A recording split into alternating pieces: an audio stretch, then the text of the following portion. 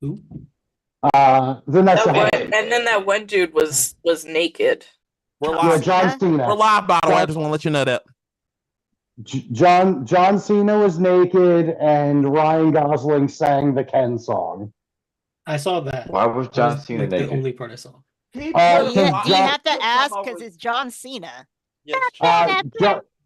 John Cena was naked because he was presenting the award for costume design. So they were trying to make it was like a statement about how costumes are super important and here's why, and that's why he was naked. Like you basically mean butt ass, dick out, cable TV, John Cena, Cena. No. He had something Not even over him. cable. Yeah, he was holding Yeah, he was covered his network junk, television. but he was naked. Yeah. he was allegedly naked. He was probably wearing like one of those modesty sacks or whatever they're called, but he appeared to be naked underneath an envelope. Really, in all honesty, I saw that and I was like, "This is boring. Why? This is all staged." The fun thing is all the unstaged shit, like the slap. Nothing's gonna top the slap. John Cena, if Yeah, you're you watching know, this, like, please fuck, be man. naked on our podcast. I was gonna say, for me, this Oscars nothing tops fucking Al Pacino clearly suffering from dementia. I saw that too. Actually, He was just up there mumbling. He's just like, I see Oppenheimer. Oh fuck! Okay. He was supposed to be like, and the winner is. He was supposed to read the winners. He was supposed to read the nominees. Yeah, he was supposed to read the nominees, which he didn't do. He just opened up the envelope and went, "Oh, I see Oppenheimer here. It's Oppenheimer."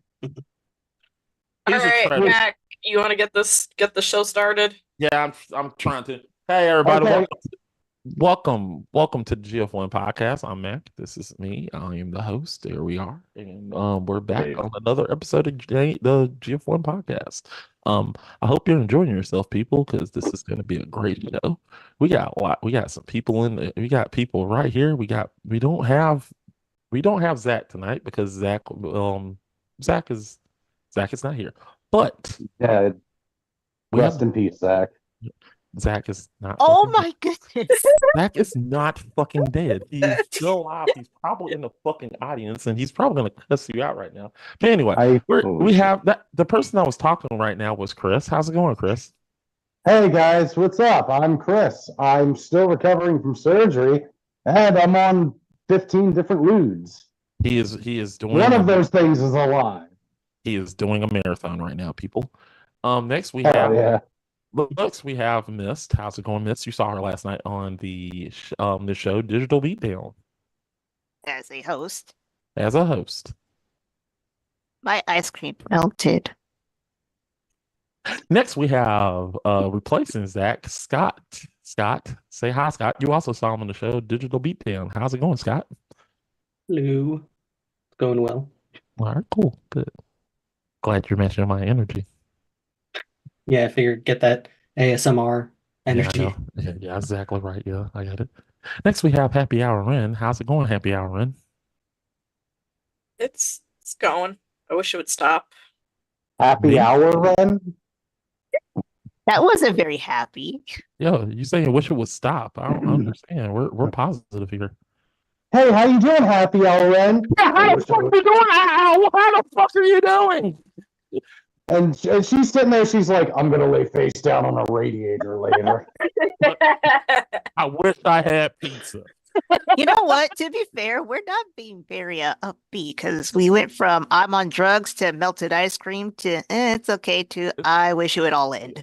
I hate, like, next we're gonna have Trillo Exo, and I'm just going to say what he's going to say, what's on his mind. I hate all of you.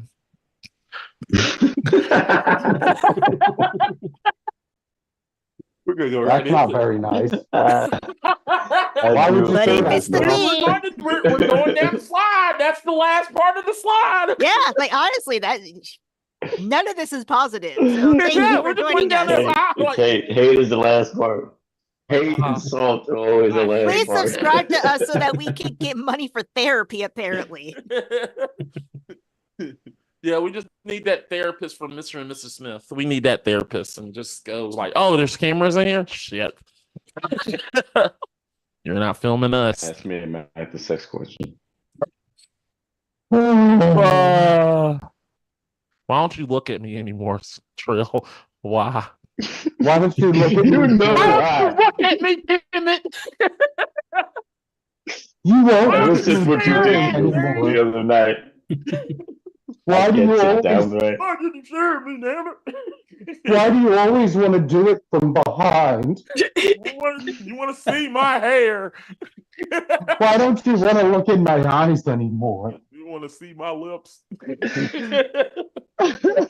Yeah, boy, I want to see them bad bushy lips. You want to see my ass? Oh, ew. Holy Ever since you watched, Here we go. ever Oh since you yeah, watched, look at that pussy. Let's fucking go.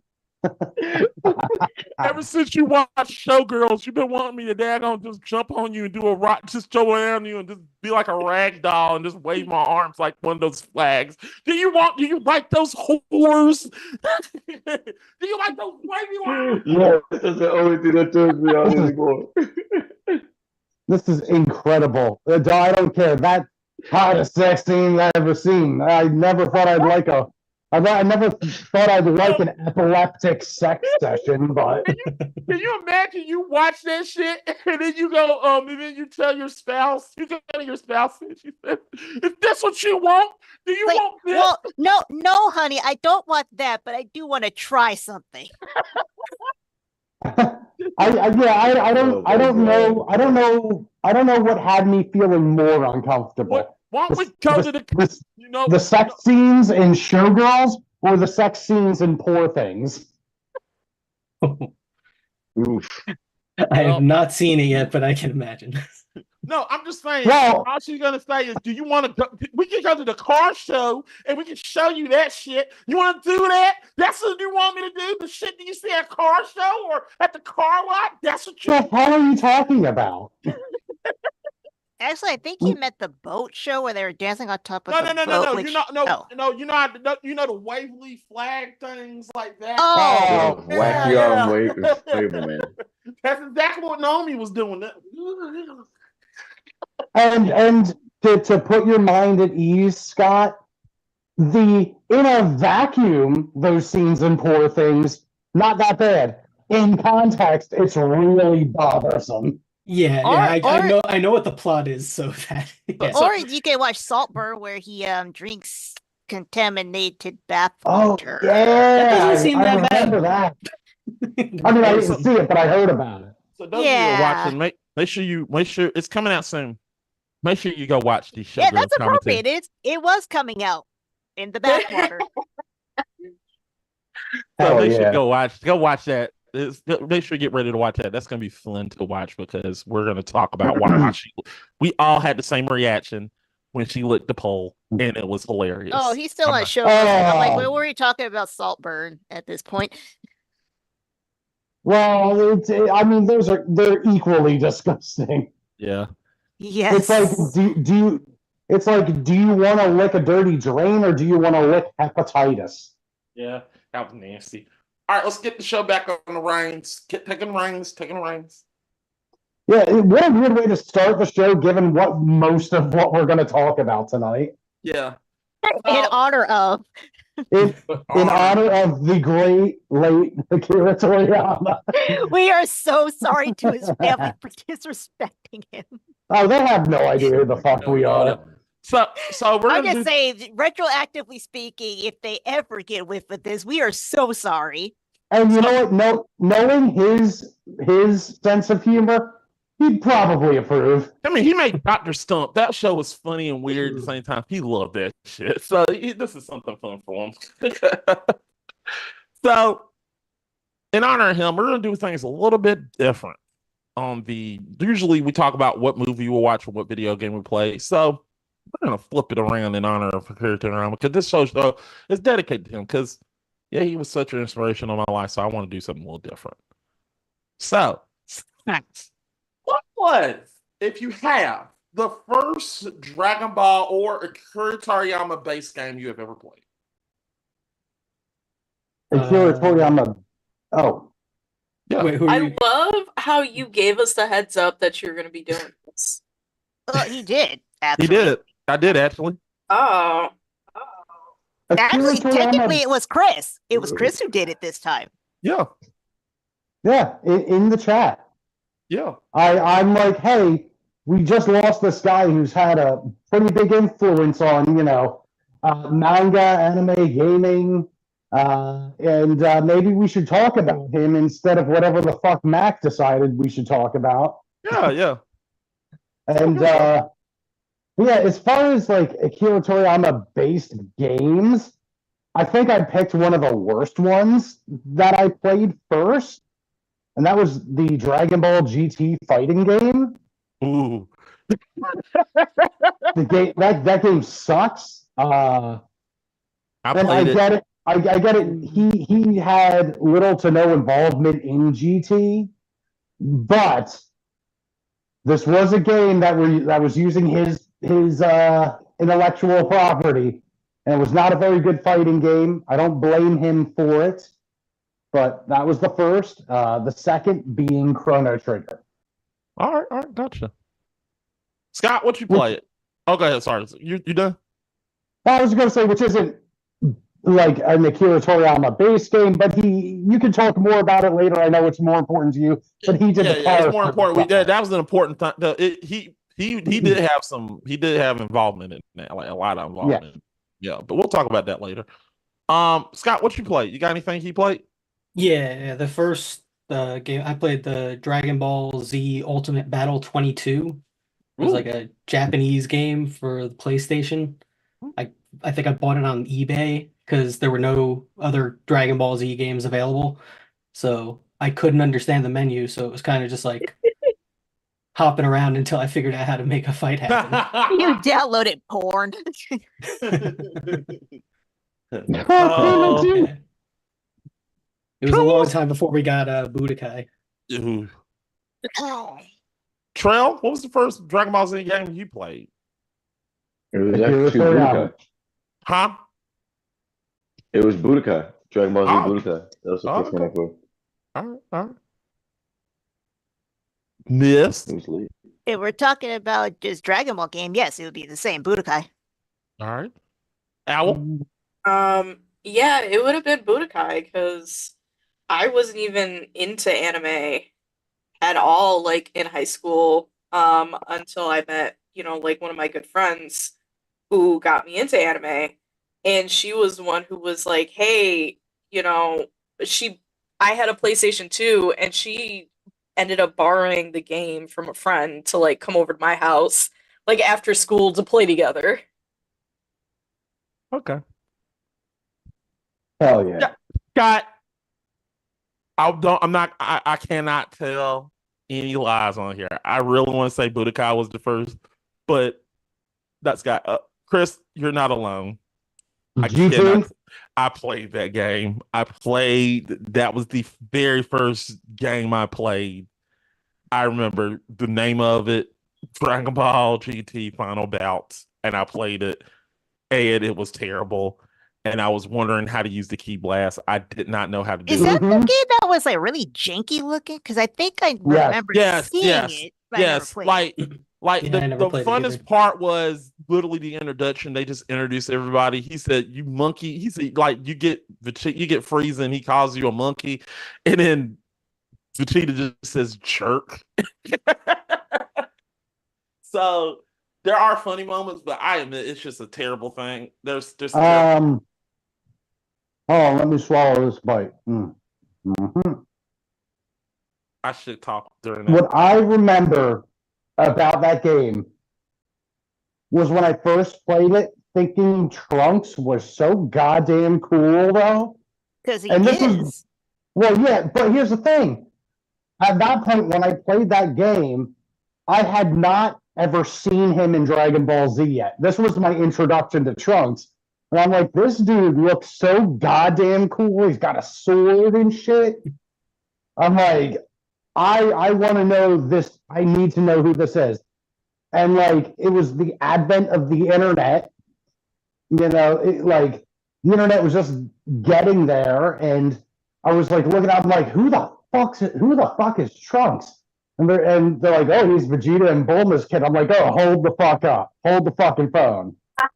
Just spoilers for yourself. Yeah, right. I had pretty much just like learned what a Super Saiyan was. Right. Goku had just transformed, and I'm like, yo, hold up. And then I had to go and find VHSs to rent. Ooh, that shows how old we are. Yeah, I remember those days. You had to buy those VHSs just to see the I rest of the think show. Wait. Should we explain to the kiddies what a VHS is? Yeah. Don't talk down to them. They know what a fucking VHS is. But yeah, I remember those days. You had to get like I remember you had to get a VHS tape, and that Mhm. I VHS can go grab tape, one. I still have a few. Oh, I Yeah, still I have got mine. them in there too. Like you would have 4 episodes of Dragon Ball Z, and it'll give you those 4 episodes. And then I remember when I was a kid, I would go to Kmart. Yes, this one Kmart was this, and they would have they had a whole tape of DBZ, and I was like, oh shit, I never seen this one. And it's only $10, and I had $10 in my pocket, and I bought it. Wait. I had a friend. Again, high school. I had a friend, and I was like, "Hey, there's this one episode of Inuyasha that I've like never seen before," and he was like, "Bet it's coming on tonight. I will like record it on a VHS." And he gave me and I gave me the fucking VHS. And I fucking watched it, and it was like the episode of Inuyasha, and then it stopped, and the rest of it was porn. Nice. You got 2 for 1 on that one. Yeah, you did. Yeah, a double feature. But I remember doing that because I would literally, like you, I literally had. Well, how did he use the porn to take the VHS and give it to you though? Like that's so He sus. like recorded over the porn section. Well, to be fair, how many of us did that too? Where we used a VHS tape to record and didn't realize what was actually on it. Yeah, I did that. Yep. There's no way that guy in high school didn't know there was porn on that damn VHS. No, because he asked it's a matter of it. when did he find out? No, because he was all shady about it too when he was like, "Hey, did you finish that episode?" And I was like, "Yeah, do you need the Yeah, I did. you need the thing back?" And he was like, "Was there anything else on it?" And I was like, "No." I remember when I was a kid that my parents wouldn't let you stay up late at night on like I remember Adult Swim the anime version would not come on, it would be on a Sunday, so you had to go to sleep early because fucking school. So I literally took the tape and I just recorded Adult Swim every night. So I did that. Was cool. My leg back. But back to what? All right, so back to the show. So here's the thing. Besides transformations, okay, because we're going to talk about it at the end. Besides transformations, what do you say is the best moment in Akira Toriyama property? I'm gonna start back with Scott. I'm gonna start with Chris. Chris, let's go with you.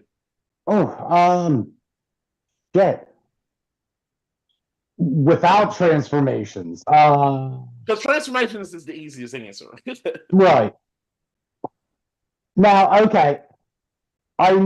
Technically this involves a transformation, but the transformation isn't the coolest part of it. Is Gohan manning up at the end of the Cell season and taking on Cell. That was a good moment, yeah. That was a great moment. The father-son Kamehameha, yeah. I wasn't even going to go that far. I was just the idea of that full circle moment, Gohan going from being a pacifist to someone who wants to save people. He's not doing it for the thrill of the fight. He doesn't like fighting. Right. But he does it in order to save himself and to save the world. Right. I like that moment. It's an awesome moment. Close second is how easily Trunks bodied Frieza in about 20 that seconds. Was a good moment. Yeah, that was a good moment. Stop. That's 3 for me. Yeah. That's 3 for me. Okay, get down. Just to quickly show how strong this character is when he hasn't even been named yet. Yeah, he body freeze in like a few minutes. Like he didn't even give him a chance. Not even. He hit Frieza one time, I'm pretty sure. And that was Frieza was slice. doing like Frieza didn't even touch He Frieza. cut him with the sword. He cut him with the sword, sliced him up, and damn, blew him to pieces. So I mean, Frieza didn't. And the laser blast was just there to like add insult to injury. Yeah. It was just a fucking key blast. It wasn't nothing special. Anyway, next. Scott. Non-transformations. My mind immediately went to when Vegeta, after he's when he's Majin Vegeta, he sacrifices himself. Damn it, that's fourth on my list. It was such a great moment. I mean, Vegeta's my favorite character, so it's like it's a huge character growth moment for him. Yeah. I like that moment too.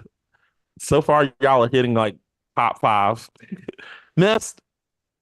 Okay, so because I actually saw Dragon Ball, like the entire thing out of order, and I haven't even seen all the episodes, I got bits and pieces of it. So anything that drew me in had to do with the human characters, because I thought they were really cool, like Videl and Krillin.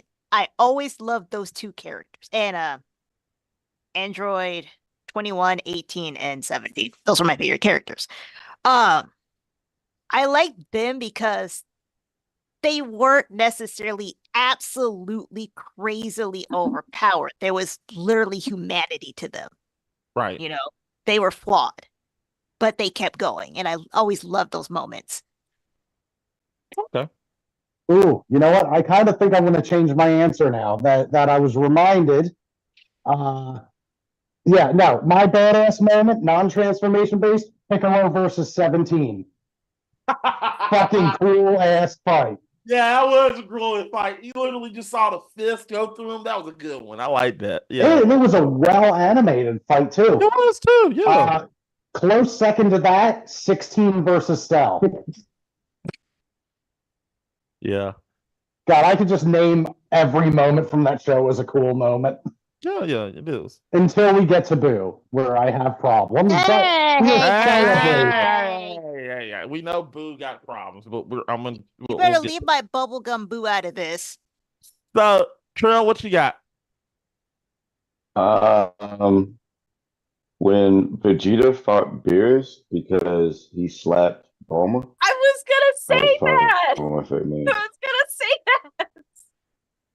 Because y'all had him fucked up. And he showed it. That's actually the top 10. I'm not gonna lie to you. I like that moment too. Yeah, that's a top 10. He got right with your ass. Yeah, he was upset. Like, why you hit my Bulma? You hit my Bulma. He went serious on him. Like, damn. Like, yeah, he really loves this woman. Imagine if he had slapped Chi-Chi instead. Goku would have been like, no, that's not how you do it. This is how you do it. She would have slapped him back. That would have been her fight. Chi-Chi does not play. Chi-Chi will fight. Right. Like, yeah, it wouldn't be like anybody would intervene. She would just fight him anyways. If you sing Ball, she legit beat up Goku. Oh. She went toe-to-toe with Goku because she was mad because he proposed to her and didn't marry her, and he thought he forgot. No. Chi was a badass in original Dragon Ball. She legit beat up was a badass. Her wife. We are going to talk about characters we hate the least, or we like the least, right? Yeah. Okay, cool. Yeah, we'll get into moments we didn't like later. Yeah. There's some. I got a lot to say about Chi-Chi. Mm-hmm. Okay, I'm back with you, Boo. All right. Al? No, Trill took my answer. I'm trying to think of a different one. You want me to go? What? You want me to go? Yeah, go for it. So Chris, you talked junk about Harsha Boo Saga. Actually, my favorite moment aligns with Scott, but it's a different one.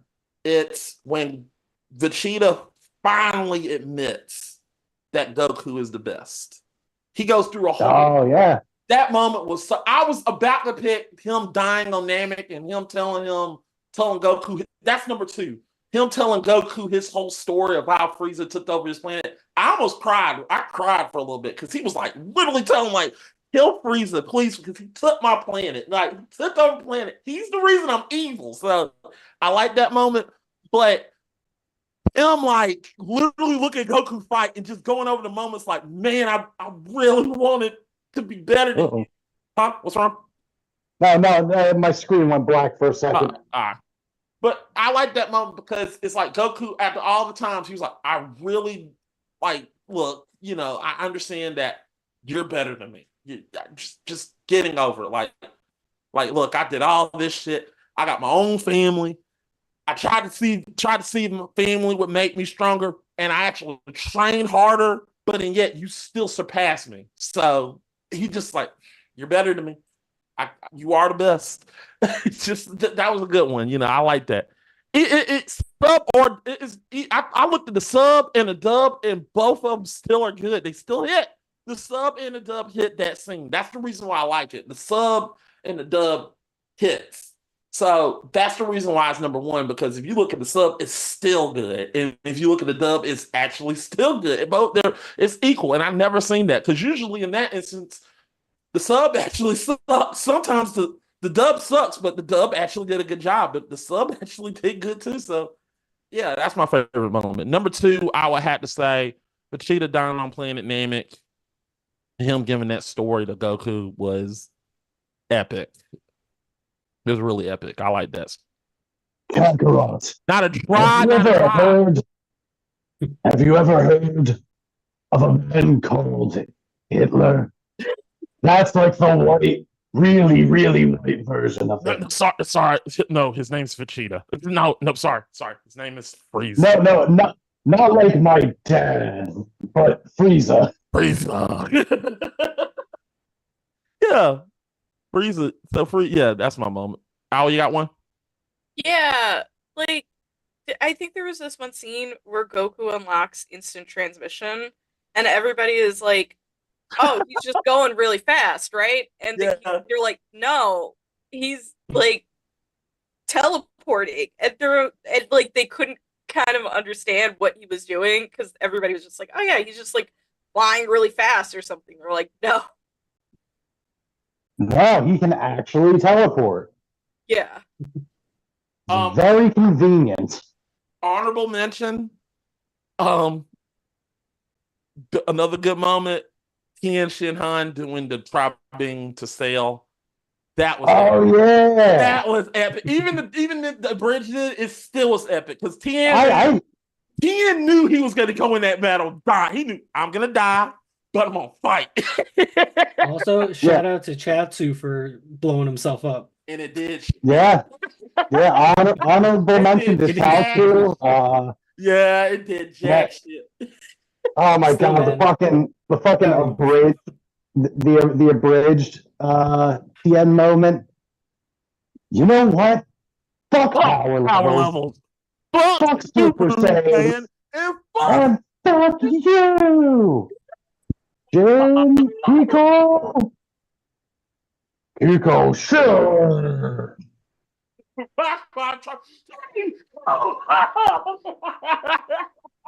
Kiko, fuck yourself. That's the spirit. That was perfect because Cell hated Tien. It's like Tien Shinhan. Shinhan, Kiko, how you doing? Oh shit! I was meant for Tien. Oh shit! That was meant for Tien. My bad. He really hated him. He's like, Tien, he really, really, really hates you. He said, yeah, I know. He was mad because a human daggone kind of. That was just hilarious. All right, let's moving on. I don't have nothing. Zach is not here. This is probably going to be a quick show because, which we love quick shows.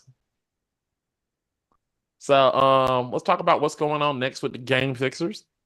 Monday. Whoa, that was a weird transition. Huh? Yeah, man, we barely talked about Akira Toriyama. No, no, we're gonna get to that. What? No, we're gonna get to that at the end. I'm just getting rid of all the bullshit before we get to that. Yeah, no, I got you. Yeah, Message from our sponsors. Us. Yeah. I'm trying to get rid of all the shit before we get to the deep till we get to the deep cuts, because that's probably what's gonna take us all day. So Monday we got Gamer Grudge. And I think Wednesday, Tuesday Tuesday we got Anime Urami? Wednesday we got Anime Urami. So this is the guy who runs the channel, folks. no, I gotta look at the schedule. So I'm just double checking myself Before he's double wrecking himself. Yep. Wednesday we got Anime Urami, so we're right. Yep. There we go. We are right. You're right. Thank you. You're right, Mist. Thank you. You were right, Mist. You are the best. No, I'm not. I just want to be right. Okay. I just thought you wanted to be like Goku. You want to feel like Goku for a moment. All right. No. If I'm gonna feel like anything, I want to feel like Vegeta. Okay. You do know you'll lose half the time, right? That's fine. I still like Vegeta. All right. So that's it, people. Last call, we'll definitely try it. I'm gonna tell you the information as soon as I get the information, but last call will be it. Also, pre-tape content will be back. Don't worry. Like I said, we got done with the showgirls. That'll be edited and done soon. Also, we're working on we're going to be doing some stuff on we're just to let you know, we're doing a combined effort of Black Film Talk and It's a Rotten, and we're gonna do a show on that. So get ready for that too. That's coming out in the future. And we're coming back with Is It Rotten and Black Film Talk. We're coming back with it. It's gonna be good. I'm gonna shut up now. Let's go on to the next part, which is we're gonna be talking about more about back to Akira Toriyama. So what? Well, you know what? Yeah, you know what? I'll have my news in at the end. It involves kind of what's coming up for GF1, but we can. No, go ahead now. Go ahead. Well, I was talking to Mac and Al a while back, and my gaming channel, TH Games, check them out, will be getting absorbed kind of by GF1 folks. So my gaming content, starting around early to mid-May, will be posted to GF1. Because what I see when I go to the YouTube page, obviously the first tab on any YouTube channel is their videos. Well, it creates a little bit of cognitive dissonance when you go to Game Fixers and all you see on the videos is movie reviews, because all of these streams, a lot of the any stream ends up on a completely different tab. Ends up under the live tab.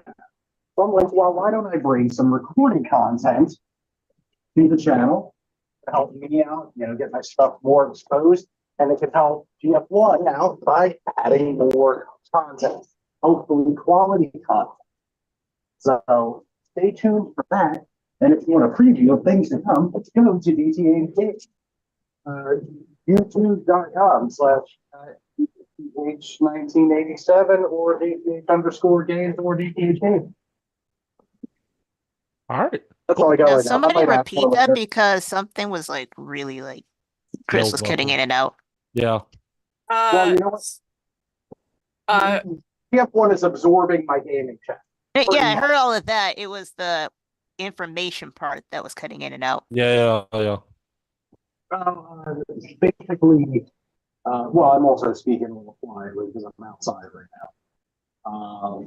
Basically, with the way that YouTube channels usually load, the videos tab, what is on the homepage.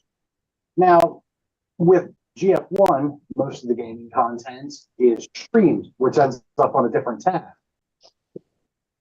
So typically, at first glance, when you look at the channel, you go to the Game Fixers, and it's movie reviews.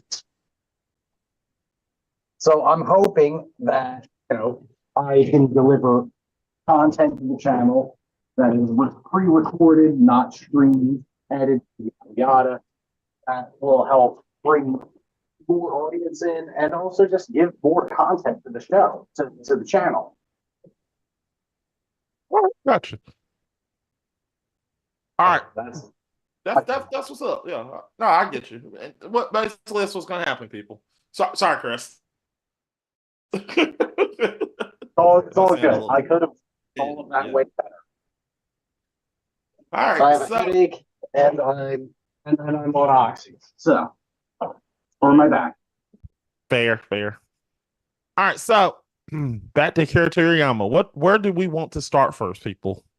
What do we want to talk about first? Well, you wanted to talk about Chrono Trigger. Why don't you talk about the excellent character design in Chrono Trigger?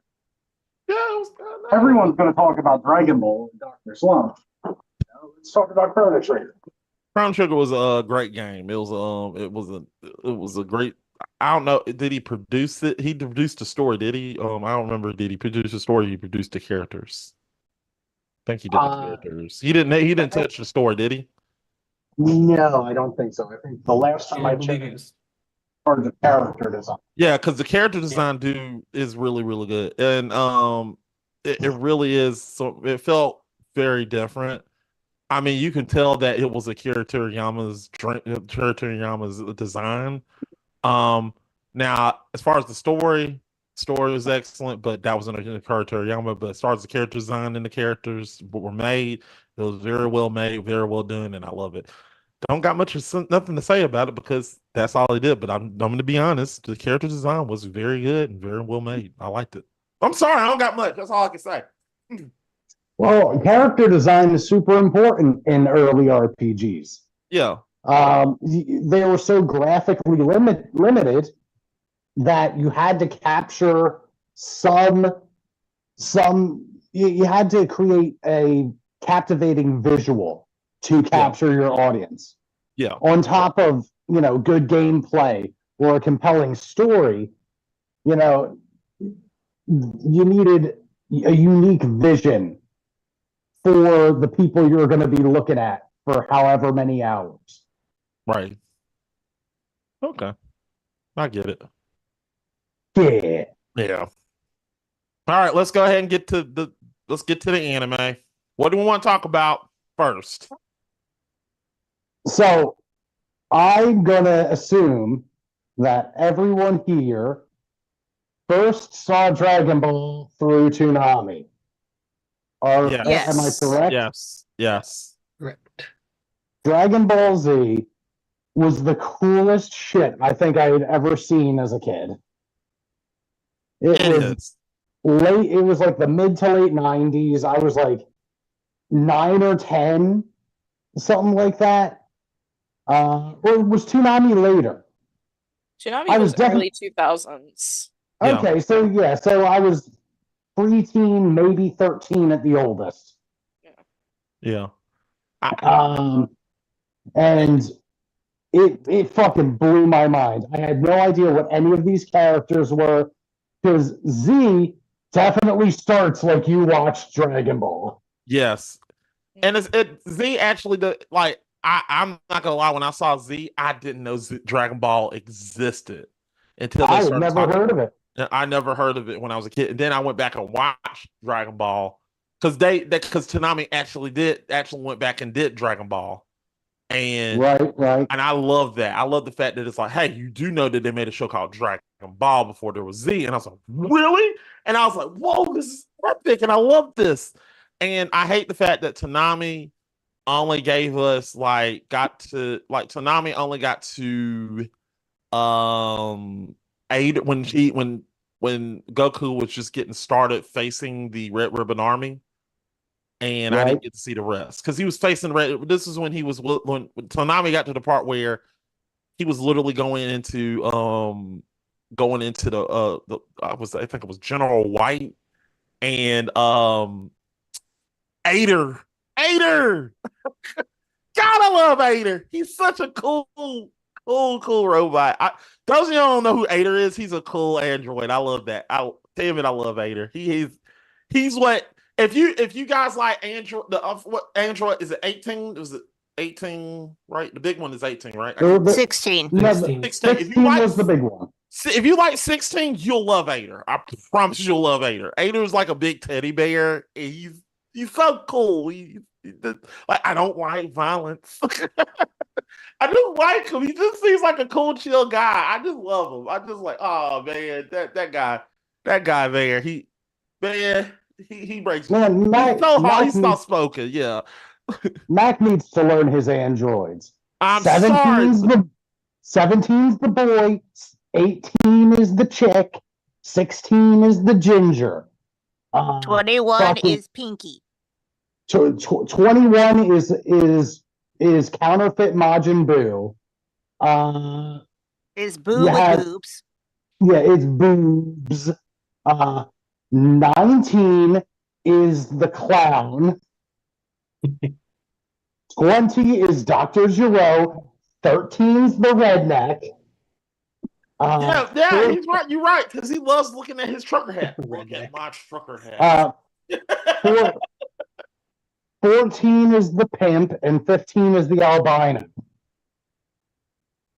I might have gotten those last two mixed up. You might have got those last two mixed up, but anyway, like I said, 8 is if you don't know who 8 is, Android 8 is he's the Frankenstein looking one. Yeah, he is, and he's cool. He's a cool one. Yeah, he's awesome. He's awesome. He reminds me of like if you I don't want to say he's like Terminator and Judgment Day is definitely 18. 16. Fuck. 16. we didn't get names, damn it. We need names for these daggone androids. I'm sorry. They have names. You need to learn them. I know. Well, they didn't originally. Akira Toriyama, love the man all the way. He just liked to make random shit up at random times. Yeah, he does. Yeah. It wasn't even that long ago. What, maybe 10 years at the most, when he's like, oh yeah, 17 and 18, their names are Lapis and Lazuli, and they were orphans. Yeah. They had names, see? I had this all planned out. Anyway, dude, can we talk about how Akira Toriyama never got a fucking break from his editors? Never. Like at first he was like, yeah, maybe we can close this off with Goku turning Super Saiyan and beating Frieza. You know, that's like a good like half end. Like he achieved the legendary power that we all knew was in him. Yada yada. Then they're like, let's make some more. So he made 19 and 20. And then we got Gohan's story. And well, then hold on. Even before that, he made 19 and 20. And then his editors were like, well, one's a fat clown and the other one's old. We don't want that. So then he did 16, 17, and 18. And Sail. Sail's Android. Keep forgetting it. Not yet. He did 17 and 18, and his editors were like, no one wants bratty kids to be the bad guy. Make another one. And then he made Cell. And then they're like, oh, he's a weird bug man. Make him transform. Make him turn into something else. Like, this dude never got a fucking break. He never. And then they just wouldn't let him retire. Yeah. Well, actually, yeah. I don't know if there's a story. I don't know if this is true or not. He did technically after he did the Boo saga, he was done. And then they made GT. Then everybody shitted on GT, and he was upset. Then he came back and helped them do Kai, and then he got the itch, and then he made Super. So that's how we got Super. So in a way, we got to thank Super for getting us. We got to thank GT for getting the Super, because GT sucks. I'm sorry, GT is not a good show. It's just the ending. I'll admit about GT is good, but I think I think GT has its moments. It It has does. moments where there was something more in there that was getting closer to what Toriyama would have done. Yeah. But it never sticks the landing. Well, I mean, if my issue with GT is if they would have just skipped that android part of the saga, it would have been good because the baby saga was decent, and then we Yeah, got Baby was fine. the baby saga was decent, but that android saga literally dove it down like into like a ditch, and then we got Omega Shinron, but by that time it was like there's nothing repaired. That saga fucked it up. I feel like Omega Shinron was good and the ending was good. It made sense to do the Shinron saga because the story was good. The story was good. It was decent. It was interesting. We got a lot of callbacks. We got a lot of endings. We got a lot of answers. Remember when Tien shows up in GT for 30 seconds and then leaves the show? He just pops in randomly, like They kill punches Krillin. one dude, and then Goku's like, "Oh, hey, how you doing, Tien?" He's like, "I'm good, bye." This is the reason why I hate that Android saga, the Android Return saga in GT. They kill off Krillin. I was upset. I was like, "You killed Krillin. Why?" Krillin was cool. Krillin is my favorite character. Why you kill Krillin? Why? You know the weird thing is that we saw how emotional Goku got when Frieza did it. He didn't seem to care as much when Krillin got killed by 17. Yeah, he didn't get no Krillin. Well, yeah, think about it. If you think that's the reason I love the fact that I went to go see Ball because why does he care so much about Krillin? And then you watch Ball and you be like, that's why. It was like that was his brother because he grew up with him. He grew up with Krillin. Krillin was the first person he trained with. They slept together, they ate together, they trained together. That was his brother, you know. Oh my God, they were roommates. They were. Yeah, no, Krillin, I think it could have been so much more impactful if it were a bigger moment in the show. Like I remember that, and I remember 18 having a pretty good reaction to it. Like her world was shattered by it. But Goku was just like, "Oh no, now I gotta punch the bad guy." All right, so let's go ahead and get to this part. Let's get this over so we can get everybody involved. What character you did not like? Chi-Chi. I knew you were gonna say that. Damn it. Chi-Chi is way up there. And it's only because, okay, and I think Mist will agree with me on this. The reason why Chi-Chi sucks is because of how good she was in Dragon Ball. Because of how proactive, how much of an ass kicker she was, she was a fair. That's fair. Then as soon as Z comes around, she's just like an incubator for Goku's babies. Yes. Yes. I hate when anime do that because they did that with Hinata and Naruto. And to be pretty fair, Bulma suffered less from it, but she kind of got the same thing. Yes. She was one of the core. They didn't play up with her. They didn't play up her intelligence as much. I mean, she wasn't dumb, but they kind of sidelined her too. Well, yeah, they sidelined her through Z. Like they had her go to Namek so that they can have like the globe-trotting adventure feel back. But then they relegate her to sit on this hill and hang out in a cave. All right. Well, y'all got. You all right, I got you. Yeah, sorry. No, it's okay. You can continue. I'm sorry about that. Well, we need to probably get everybody else involved. All right, I'm gonna go ahead and go. Gotta spit this out. Chaozu.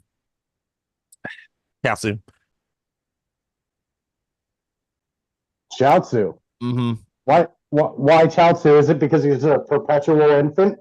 No, because if you sing Ball and then you watch Z, you learn to not like Chaozu because Chaozu, and I understand what Scott's saying, he does sacrifice himself, but it doesn't mean anything because Nappa's still alive. But Chaozu is the most useless character in Dragon Ball Z and even Ball. He doesn't do shit. Like the only thing he does, everything he did in Ball and like I remember I watched Ball, and if you've seen the match between um him and Goku the first time, he starts doing stuff like he starts using the Dodon Ray at him, and he starts doing stuff to manipulate Goku so he can win. And I was like, you bastard. So he made me mad. Also, the fact that he called Krillin baldy and he was bald himself. So when you make fun of everything's good, but when you make fun of my favorite character, you going down. So yeah, Chelsea, not a fan. And Poor would be a close second. So next, I'll go next. Marin. Marin is the worst character. Oh, Marin's my number. Fuck Marin. Fuck that bitch. No, bitch. No, fuck her. No, we're talking about fuck Marin. Wait, the ex-girlfriend or the child? Come on. She broke Krillin's heart. Fuck her. He broke Krillin's heart. She was a gold digger. That gold digger, fuck her. Yeah, Scott, I agree. Heck is so mad. she broke his heart. Krillin went down to the sea to get a fucking pearl. Went down to the sea to get a fucking pearl, and then he goes back and gets just the action, just like, I want to propose to her, and then goes down there, get a pearl, finds out he can't get the pearl, and then she's like, yeah, Krillin, then Krillin can't. Krillin's like, I gotta let you go, and Krillin lets her go, but then she comes back like, oh, well, Krillin's famous. It's like, hey, fuck you, bitch. Come on somewhere. Hey, you saw the next guy, and she automatically sees the next guy when Krillin lips her. Like, next guy's right there. Well, I'm gonna play devil's advocate. And it's not me redeeming her because she is a pretty crappy person. But how much of it is also Krillin's fault for putting up with it? That is true. Krillin definitely has a tuck chair in his house. But that is true. But Krillin deserves better. I mean, Krillin deserves better. He ends up with better. Yeah, I was gonna say he got himself a fembo. He gets the baddest chick in the entire series. That is true. Who doesn't get relegated to being an incubator for his kids. She stays active in the fight like her entire run through the show. Hey, and also she gets some money. Yeah. Bulma is the baddest. I will not take Bulma slander in 2024. You can keep her. You can have her. You can have Bulma. I'm gonna have her twice on Sunday. Good. We will be running a train on Android 17. Yeah, that's 18. That too. Yeah, that too. Yeah. I mean, if you put a blonde wig on 17, well, yeah, that's why I like them both. I can interchange them like Barbie. Trill, what character you didn't like? All right, good job, Trill. Mr. Poe, obviously. Like, oh my God, really? Oh, are we gonna have a political talk about that one? Yeah, nope. Really? I'm just gonna say it, and it is what it is. You can take it how you want.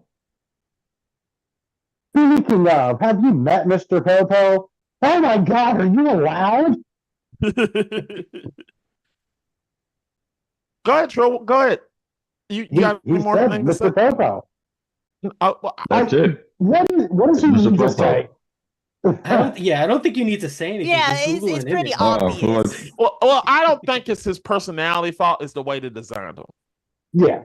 Yeah. Popo's a fine character. Yeah, fine character.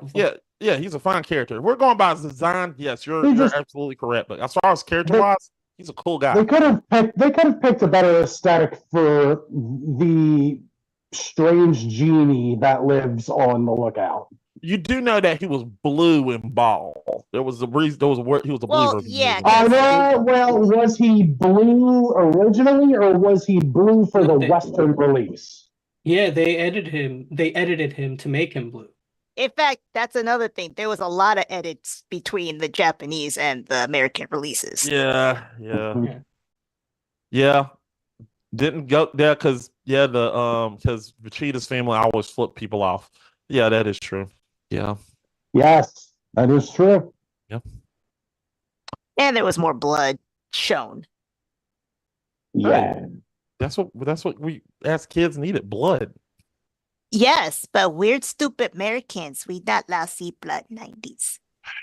Yeah. Wait, you know who Cigarettes else? for some reason. They're Yeah, always right? lollipops. They edited it out. Oh my Yeah. God. Okay. This is just shifting gears for one moment. You talk about how Western audiences edit out cigarettes. Shifting away from Toriyama for a second. Does anyone remember the original release of the first Resident Evil? No. No. Resident Evil, the game, has live action cutscenes for the intro and for the introduction and the ending. And then they do a 90s style like cast of characters, which like it says cast and it's all in like a fiery I know what you're talking background. about. I know what you're talking about. And it shows each character like Jill loading her gun and Wesker putting on his glasses. But for some reason, when it shows Chris Redfield, it goes to footage from the intro again and covers up his character model. Because if you watch the original Japanese Biohazard version, it's him lighting a cigarette. So they edited, they just put other footage over top so that you wouldn't see his character smoking. That was dumb. which I guess is why when you see him in Resident Evil 8, he smokes a lot. I think they're just like bringing it back like, yeah. He's a smoker. He's a smoker. But anyway, back to Akira Toriyama and weird Western edits. Very weird. So, weird. Owl, worst character. Who was that one human that was like taking all the credit whenever Goku saved the world? You better not be talking about Mr. Satan. Hercule. Mr. Satan. Yeah, that one. Here's the thing, Mr. Satan is kind of an asshole. But I will defend him. I will defend him too, I'll defend him as one of the only characters I legitimately liked in the Boo season into G. Yeah, and if it wasn't for Hercule / Mr. Satan. Yes, it's the same name, people. It's the same character. Believe me, yes, I'm not lying to you. His name is Mr. Satan in the anime. He's Mr. Satan. Yeah, in the Japanese, I think the American, we call him Hercule. Again, one of those stupid edits between cultures. Satan was just funny. No. He actually he's a total piece of shit during the Cell Saga because he takes credit for everything and all that. Yeah. And he's a fraud. I mean, it's established he is a martial arts champion. By human standards, he's probably a good fighter. Yeah, but compared to the Z Fighters, he's a fraud. Yeah, he's nothing. But I will say, for as shitty as he is in Cell, he's one of the main heroes dealing with Majin Buu. Exactly. He's the reason Buu he was. Yes, he was. I will agree with that one. Yeah. He was the main reason Boo was good. It was actually kind of cute, those two. Yeah. No. They had a good thing going. And I would also say going into GT, even though that's not necessarily Toriyama, Mr. Satan's probably the only character that was totally acceptable through GT. Yeah. Him as like a doting grandpa is awesome. Actually, there's something in GT where Oob and Boo had to form together, and he actually teared up because that was his buddy, that was his friend, that was his boy. You know, that's my boy. I don't want to lose my boy. Like it was because you thought of Boo as his bodyguard, but if you even in Super, he thought of Boo was his boy. Like this is my boy. Yeah. I don't want nothing. Like if you saw him in Super. he wouldn't let, like, if somebody went up to Boo, instead of Boo, because he know Boo can handle himself. But what he'll do, if somebody don't fight with Boo, he said, no. If you fight Boo, you fight me. You need to back up. Yeah, when it came Yeah, to oh, Boo, no. he was he got definitely his right or back. die. He'll Yeah, take a gunshot. yeah. When it came to Mr. Satan and his relationship with Boo, like Satan knew it was hands on sight if anyone stepped to Boo. Yeah, if you step up Actually, to Boo, it's a weak situation. Can we address that? Like, what is the cutest couple or ship? Like, who? Like, if it's not a couple, who would you ship?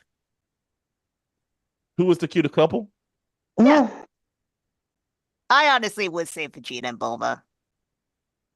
I think so too. They had such a he's such a big Like grumpy she brought twit. him down and he brought her I up, agree. kind of thing.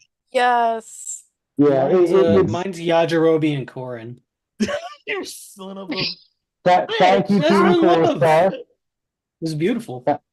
Thank you, Team 4 Star. I would say I'm gonna go Gohan and Videl. That one's another one of my favorites. I thought they were cute. Android 18 and Krillin. Yes. That was a good. They were a great couple. I like them a lot. My only issue with them is that I feel like you don't get to see them be a couple a lot. That is true. They support each other, but you most often see them together when something big is happening. Yeah, so but you don't get a whole lot of them being like a couple. Where you get a lot of that with Vegeta and Bulma. Again, one of the more okay things in GT, you actually just get to see Vegeta being a husband. Yeah. Mm-hmm. I can't talk a lot about Super because I did not watch Super. I got a funny one for you. Launch and Master Roshi. I even got one for you. Goku and Vegeta. Yes, you're damn right. They were hands down the best couple. Fuck that shit. Because how many times did they fuse, air quotes, fuse with each other? Is anybody weirded out by their like sons fusing? And then they fused. Yeah. It really that's another cute couple. Their sons, their offspring. Their sons, yeah. Goten and Trunks are great together. I don't know about Super, but speaking about Z, I think Fusion's one of the worst things that they did, but well, watch if you watch Super Broly, you'll change your mind because that motherfucking battle was epic as fuck. Okay, I got one more couple, and yes, I know they're related, but I always thought they were honestly cute together. I always thought 17 and 18 were cute together. You know, yeah, y'all can get that. They had a cute sibling relationship, right? So I forgot the alien's name in Broly. Is it Shiri? I can't get her name is, but her and Broly was cute. I don't know. All right, I couldn't tell you, and I can't speak on Super Broly. I can't even speak on the original Broly movie. Other than really cool character design, dumb origin story. Kakarot! And I love how we never mentioned Goku and Chi-Chi. Like, that was like off the table. Like, no, they're not cute. You want my honest opinion? I don't think it's a bad couple. I mean, I don't think it's I never liked them together. You can say that. I think they're a fine couple with poor execution on Chi-Chi's part. Yeah. I think they're good partners. I don't think they're a good couple. I never thought that, like, that's the reason why when I went and watched Ball, and then you understand a little bit why, because that whole ending part of the season is the reason why you kind of like they're good, you know, because it was like that's the reason I like the end of that's what I tell people, watch the end of the Ball because it's interesting because Goku meets Gohan. Go meets his grandpa again. Chi-Chi meets Gohan, and Gohan gives him an approval. So it was really cool. Yeah. Yeah, That's fine and all. That doesn't mean that they're a good couple. That just means that they get along. I get that. So if we're They not, so what you're they trying to do the say is nasty. you're basically saying that Goku is basically their friends with benefits. I don't Like, even say that. I'm really just saying, like, when I think of a couple, there has to be a balance and a mutual respect. I very rarely see the mutual respect, but I do see them working together as partners. Yeah.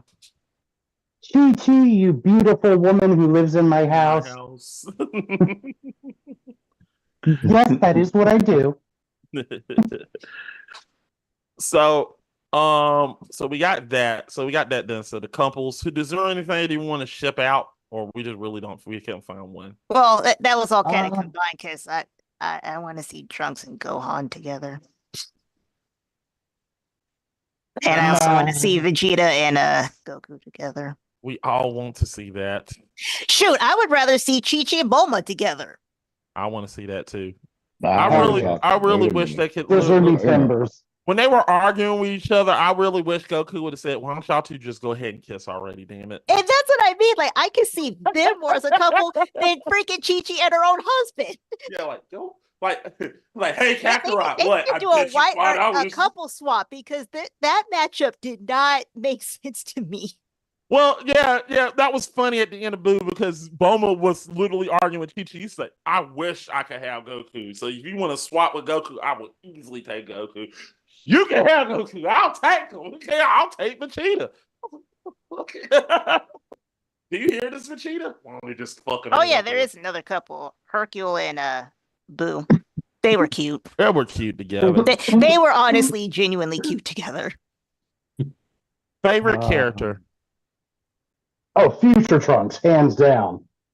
Oh yeah, Future Trunks. Trunks in all form, but I'm going to throw up one more out that very rarely people say. I do like Yamcha. Yamcha's he's a lovable idiot. Yes, that's what I like. I get that he is terrible at fighting most of the time. Sometimes he gets it. But he's a fun character. No, he let Vegeta take his woman. He said, well, what the fuck was he gonna do? Man, die again? Hey, Ness, look at me. I'm Yamcha. I mean, probably. Yeah, I get it. You know, like I say, I'm not talking about fighting qualities. I'm just talking about just personality. Character. I always liked his personality. I already told you my favorite character. My favorite character is Krillin. Krillin is my favorite character. Huh? Oh wait, let's separate it. Male and female favorite characters, because my favorite female is 18. Yeah, my favorite. Okay, we're going female. Fuck, that's tougher. 18 is a good one now, but actually, you know what? Fuck it. I'll go with Bulma. Bulma's my favorite female character. If you and it's just the fact that if you've seen her from Ball to Z, she literally is a go-getter. She literally will do whatever it takes to save everybody.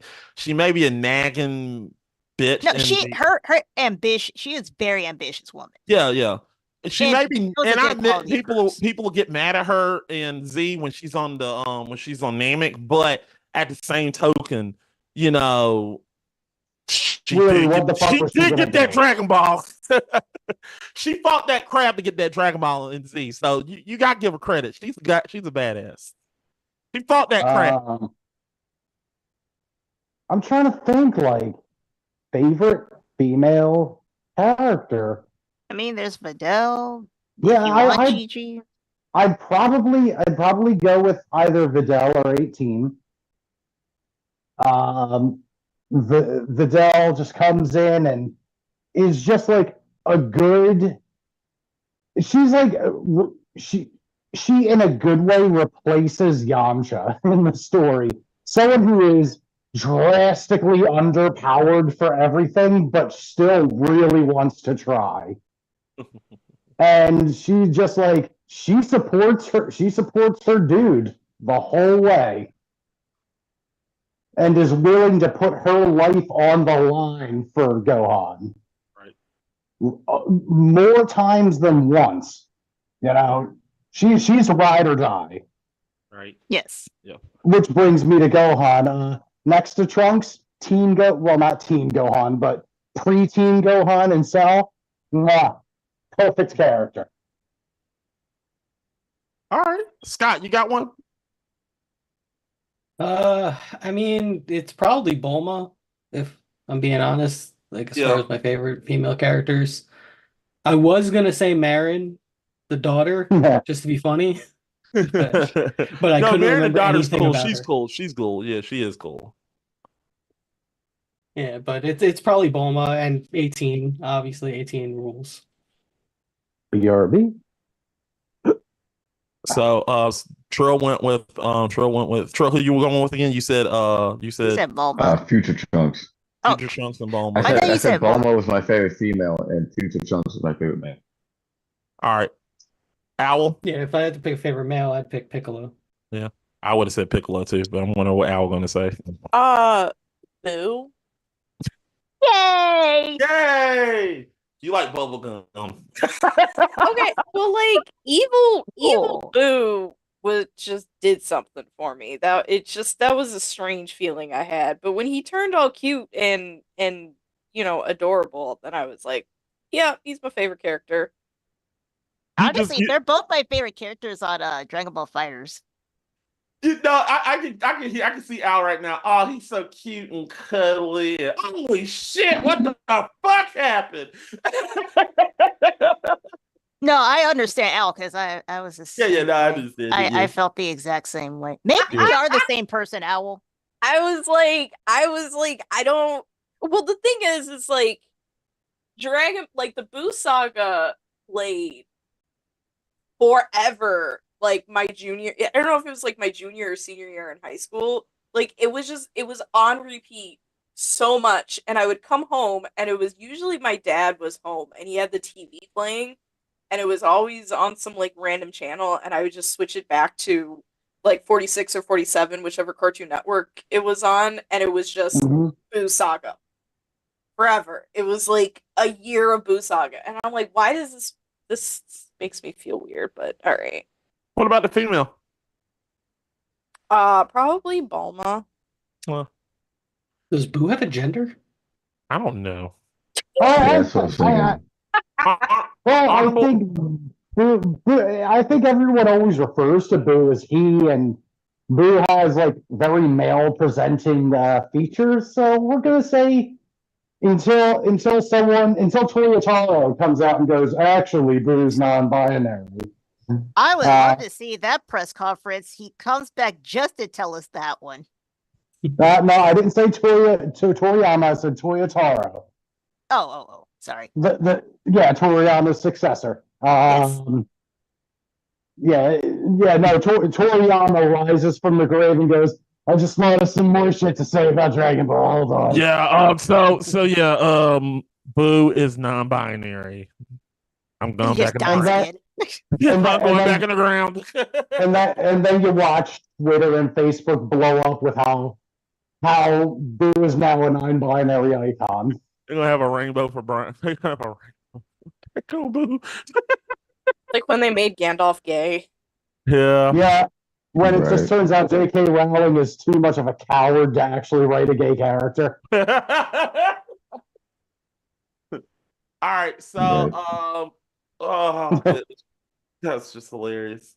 So we all talked about our favorite character. I said Krillin and Bulma, and just want to let you know, Piccolo is my second favorite.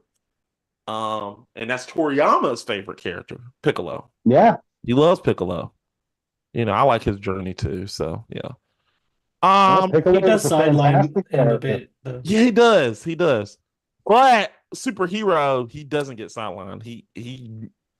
I'm glad that was like his last time. It's funny how his last hurrah was literally giving Piccolo the shine. He gave Piccolo shine. Like he made Piccolo like, nah, this is Piccolo's show. You got to do this. Fuck that shit. I'm getting my boy Piccolo involved in this. Let him take on Cell next. Wait, Toriyama. But how are you going to give Piccolo his moment? Oh, we're just going to do Cell again. We're gonna do Cell again and literally make Gohan do Piccolo's signature move. Yeah, he's gonna do what he should have done in the first Cell Saga. But the special beam cannon. Macaca,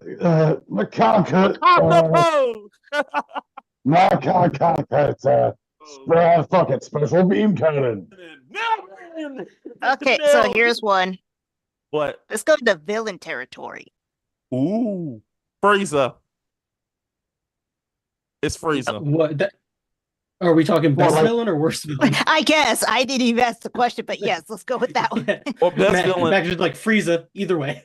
Either way, yeah, he's the best and worst villain at the same time. Huh? You said both, best and worst. Yeah, I can make an argument for both, but he is the best villain. If we're going best villain, I mean, before I say anything, Well, let's not go with best, but favorite, because best is subjective. yeah. Favorite villain is Frieza. Frieza is the favorite. Yeah. Frieza's favorite and least favorite. Yeah. Favorite villain would be Frieza. Least favorite would be General Red. Ginyu Force. The Ginyu Force is bad. I like the Ginyu Force. General Red's Trill, let me explain to you General Red's reasoning for collecting. He made a whole motherfucking army to collect the Dragon Balls, to literally pillage and kill anything in existence just to get these Dragon Balls, all because he just wanted to gain some motherfucking height. That is the worst villain I have ever seen in my entire life. What? You know what? I say that's a mood. That is respectably petty as hell. At least with Frieza, he brought it back in Super Broly. He just wanted to do the Dragon Balls to gain some height, but he didn't kill nobody. He just wanted to gain some height, you know. But this motherfucker pillaged, killed, destroyed a village, and just said, "Nah." Even his daggone lackey was like, "What the fuck? You mean to tell me my man is out there fighting an 8-year-old kid to gain height? Nah, you gotta go." That's kind of fucked up. Yeah, it is. Like he's in there, like I'm sending a man out there to get killed because you want height. Fuck you. just wait until the 2000s. Short kings are totally in then. Yeah, you can find one. Yeah, I know, right? Yeah. So yeah, that made me laugh. But yeah, that's the best and the worst. The most misunderstood villain, if we go into that territory, I'll get to that later. But yeah, that's mine. What's the most misunderstood villain? I was gonna let y'all go. Well, you already started, so we want to hear what's on your mind. Hey, Mac, what's on your mind? Huh? I said, hey, Mac, what's on your mind? Fuck it, Garlic Jr. Really? We said we had this discussion, Scott. He's the worst. He sucks. He is the little twerp.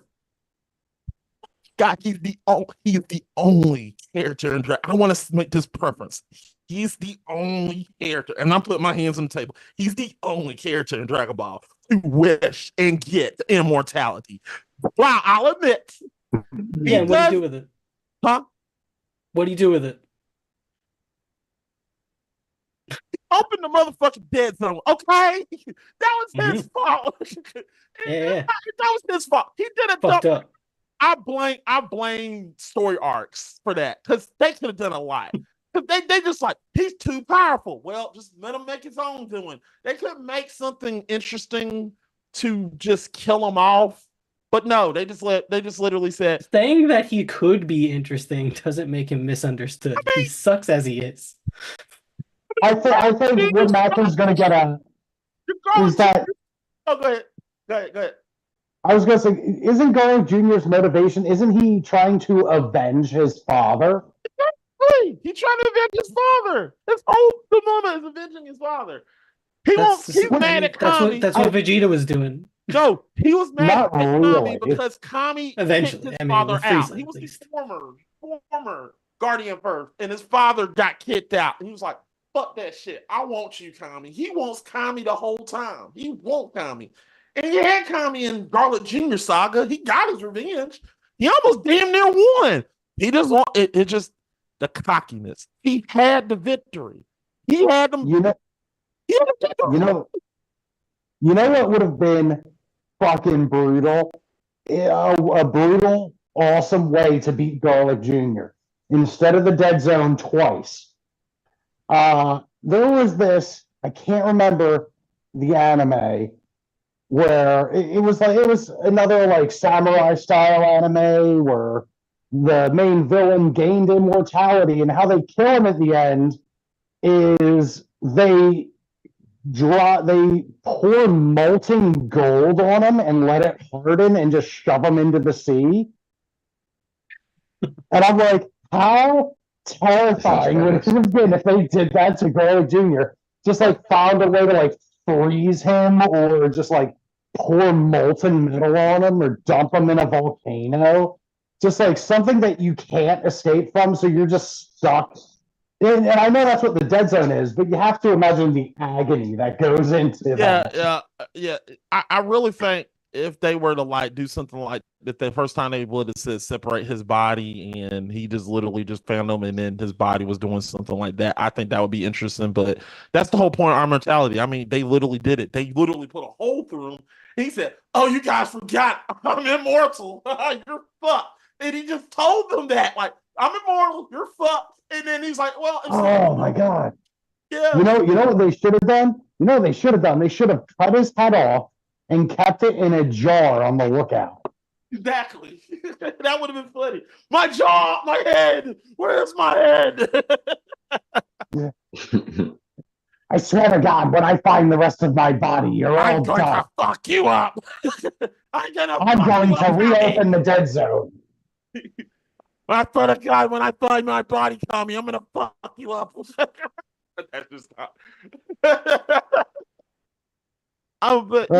Tommy. But that isn't even the worst wish, because I got the worst wish. If y'all want panties, huh? Panties. He's right. That's the worst wish. Yeah, but Scott, just like you, what would have happened if Ulan didn't jump up and got the world's comfiest panties? He could have asked for something else. But what happened? What would have happened if he didn't do that? He just had the first thing in his mind. I don't know, bad things maybe. Yeah, exactly. Pilaf would have ruled the world and got his wish.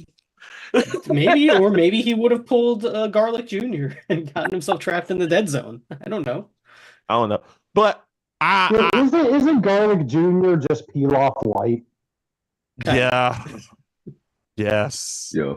It's kind of like how superhero Cell is Cell light. Yeah. And how Black Frieza is Frieza light. Worst wish is melting the ice caps in World's Strongest. Oh, was that the actual wish in the movie? Because I only ever saw the team first. Yeah, he literally gathered the Dragon Balls to melt his lair. So that, oh my god, that's so stupid. I swear to you, watch. I remember I was a kid and I was like, I paused as a kid. I was like, wait a minute. So this man brought all the Dragon Balls together to melt his lair. To defrost his front door. Yeah, like, you're stupid. Like, I'll powerful dragon. Will you literally grant me the wish to make the house melt around my lair so I can get? I was like, okay, so how about this? I could transport you in there, or I could get whatever you want out of there, transport it out of there, Yeah. Oh my god, that's stupid as hell. It is. Oh, hold on a second. Something I could top it. That was a dumb wish. Are we gonna talk about like what we would wish for? Oh yeah, really? What I will.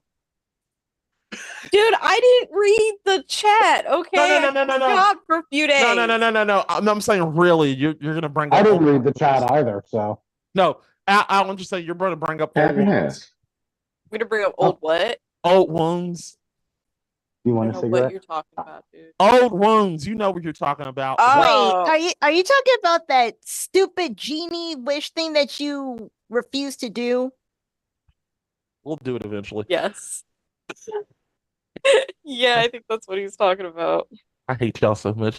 Anyway, so what we're gonna wish for, people? What would if we were? That's a good question, though, Owl. If we were to gather Dragon Ball, what we would wish for? We haven't even finished talking about our favorite and least favorite villains. Oh, go ahead. My bad. Yeah, okay. Now, since y'all are like trying to skip shit, I'm gonna say Frieza as my favorite. I think he was. What? Lost Chris. Uh-oh, Frieza took him out.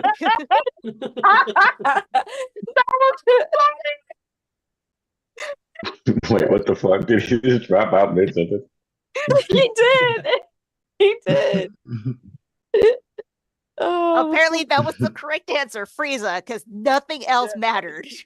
Yeah. You bastards! I know I probably did that, but I'm blaming you. You said Frieza. That was obviously the key word. That was the key word. Yeah. So Oh, we did it. Frieza's my favorite. He is evil as hell. He's racist as hell. There is no redeeming quality to him. He is like the perfect pure evil villain for that show, and he was like the perfect antithesis to Goku, who was like the pure, kind of like simple-minded, like just want to be the good guy and get strong. I thought Frieza kind of did the villain thing better than anyone that came before or after, even though Cell does get a close second. And my least favorite would be Majin Buu. I don't hate the character. I just never got him. I felt like he wasn't a very compelling villain. He was just like, oh, here's this pink force of nature. And that's all he is.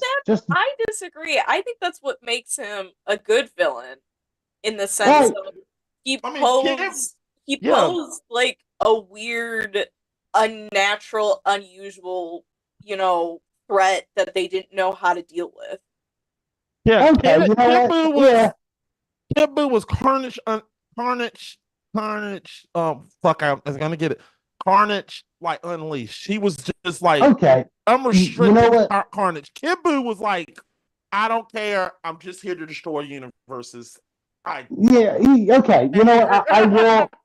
I will step back because I will take a step back on that because as Al was saying it, I was kind of thinking about it. Like, yeah, he posed a threat that none of them really knew how to handle because Dragon Ball villains, up until that point, had a motivation. Yeah, they had something they were seeking. Yeah, it's like they didn't even like defeat Boo. They kind of just like talked him into a loop to where he like dissolved himself, kind of.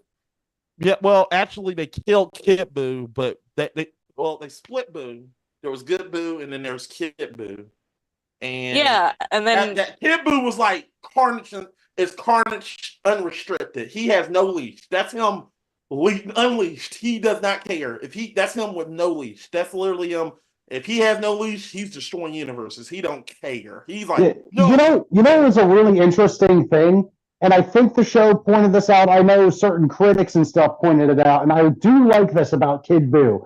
Technically speaking, Kid Buu was probably one of his weakest forms. But because he was so uninhibited, he was like a fucking wild card. Wild card, yeah. Like there was no guessing what this one would do. To me, Kid Buu, in all honesty, if Kid Buu was technically still alive, and if you could literally put him against Beerus, he could technically give Beerus a fight. I don't. Fight. You can give him a fight. I disagree because I mean, if you really want to go into like power scaling, like it or not, Gohan was still technically the strongest out of them, which is why they had to quote unquote kill him in that season, so that Goku and Vegeta had something to do when coming up against Kid Buu. I think Yeah. Gohan would have wiped the floor with him. Yeah, that is Because true. Gohan did come in and did put up a really good fight until he got distracted and absorbed. And that's when Buu was at his strongest, when he had absorbed Gohan. Right. Get you. That's when he was his most dangerous. Or not most dangerous, that's when he was his most powerful. Kid Buu was still his most dangerous form. Right. Anyway, all this is going to say that I take back what I said about my least favorite villain, and I guess I'll give that to Raditz because he was boring. He was so boring that after he died, he was never mentioned again. Watch the birdie, Chris. All right. Watch the birdie. And you know what? As much as I mean, we're all here to honor Akira Toriyama. I think there were a couple of moments where you could tell he didn't want to do it, and he became the show's biggest villain. Where he was just like, I wanted it to be done at Cell. All right. Damn And then he would do something real fucking goofy. Yeah, like he literally made an ending to see like, okay, in the end, Goku goes off and he takes Oob and that's it. That's the end. Yeah. Every time you say boo with your accent, Mac, it sounds like you're saying boob. Well, he was saying Oob.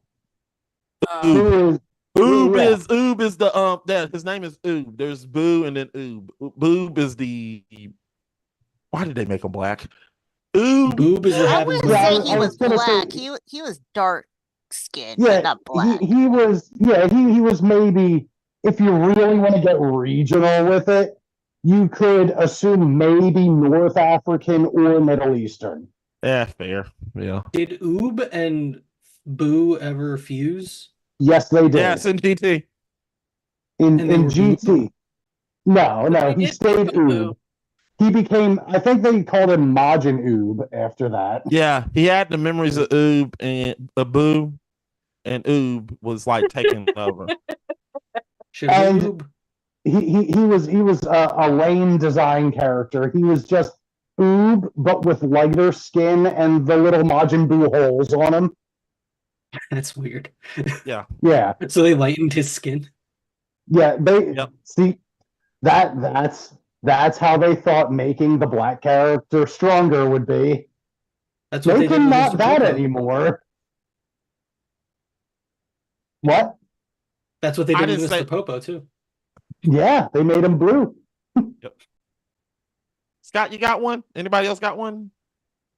I actually do like Boo as the villain. I always did. Okay. For the very reason that Owl said. I'm glad she said it because that's exactly what I was gonna say. Yeah. Yeah, He's he was just a weird, like, out of the ordinary force of nature that just posed a weird threat for them. Yeah. Because I agree with what Owl said. Every villain up to Majin Buu had like a reason. Because Frieza. Well, I said that, not Al, but Al. Oh yeah. Sorry. I get confused. Yeah, but you're. Yeah. Sorry. Go ahead, man. No, it's okay. It's okay. But every villain up to that point had a reason had a reason. Like Vegeta wanted to be immortal in the Saiyan saga. Frieza wanted to be immortal to literally just conquer the world for eons and to get back at Beerus. Cell wanted perfection. Yes, Cell wanted perfection. Where Majin Buu was like, look, I was created to destroy worlds and that's all I'm going to do. Fuck up stuff and fuck your shit up. That's exactly what I'm going to do, and he did it. And it brought something different. With Majin Buu, when it came to Kid Buu, there was no negotiating. There was nothing. There was nothing in his head but death. He was looking at you and he saw you as a target. If you got in his face and you say, well, can you stop doing this? He will literally put his finger in your face and put a key blast in your head. He don't care. He'll turn you Yeah, into candy if he has to. He doesn't care. He relished in destruction. That was Yeah, his he thing. loved it. His entire purpose for being was to break everything around him. Yeah, that was his whole point. Yeah. And I think that was the first like villain they had where it wasn't like hit it harder was their answer to it. Well, I mean, they end up using the spirit bomb to beat him. Yeah, the thing that killed nobody. Yeah, I was gonna say the first time the spirit bomb ever worked. It goes back to what you said, Chris. It goes back to where Akira Toriyama was like trying to quit. He was like, all right, I'll give you the one thing that never destroyed nothing in any part of this anime. But it's gonna work this time. It's gonna work. Because I remember I watched this shit. It's funny because like conceptually and as a kid, anytime I saw the spirit bomb, I thought it was one of the coolest things. Like it was Goku absorbing the energy of the planet around him and every living thing. He was basically doing some Jesus shit right there. and it was so cool. And it wasn't until like earlier this year when Team 4-Star made their commentary about the Buu stuff, and Goku's like, I know how to beat Majin Buu. I'm going to use the spirit bomb. And Vegeta's like, no, the hell you're not. And Goku's like, me, didn't work. You used it on Frieza, yeah. Didn't work. And you didn't use it on Cell. Yeah, because I knew it wouldn't work. But it will this time. And you know what? Fuck, it did. He's right, because he used it on Vegeta. It did not work. It used it on Frieza. It just literally tore his tail off. I mean, I remember when he did, I'm going to use the spirit bomb. I was like, I want to see how this goes. And it's like, I was like, there's no chance in hell this is going to work. It always fails. It always fails. I remember they said, we finally killed Buu. I was like, wait a minute, give it time. I was sitting there waiting, like, give it time. He's gonna come back and they're gonna do something, some fantastic transformation. Nope, we're gonna end it here. I was like, what? That was and it was a shame because, I say it's no fault of Akira Toriyama because that dude worked his ass off. Oh yeah, he did. He deserved this thing. That right there. I'm not gonna question it, but I was expecting. It's like, as much as I like some of the things that happened in Buu, I almost wish that they would have honored his wish to have ended it at Cell.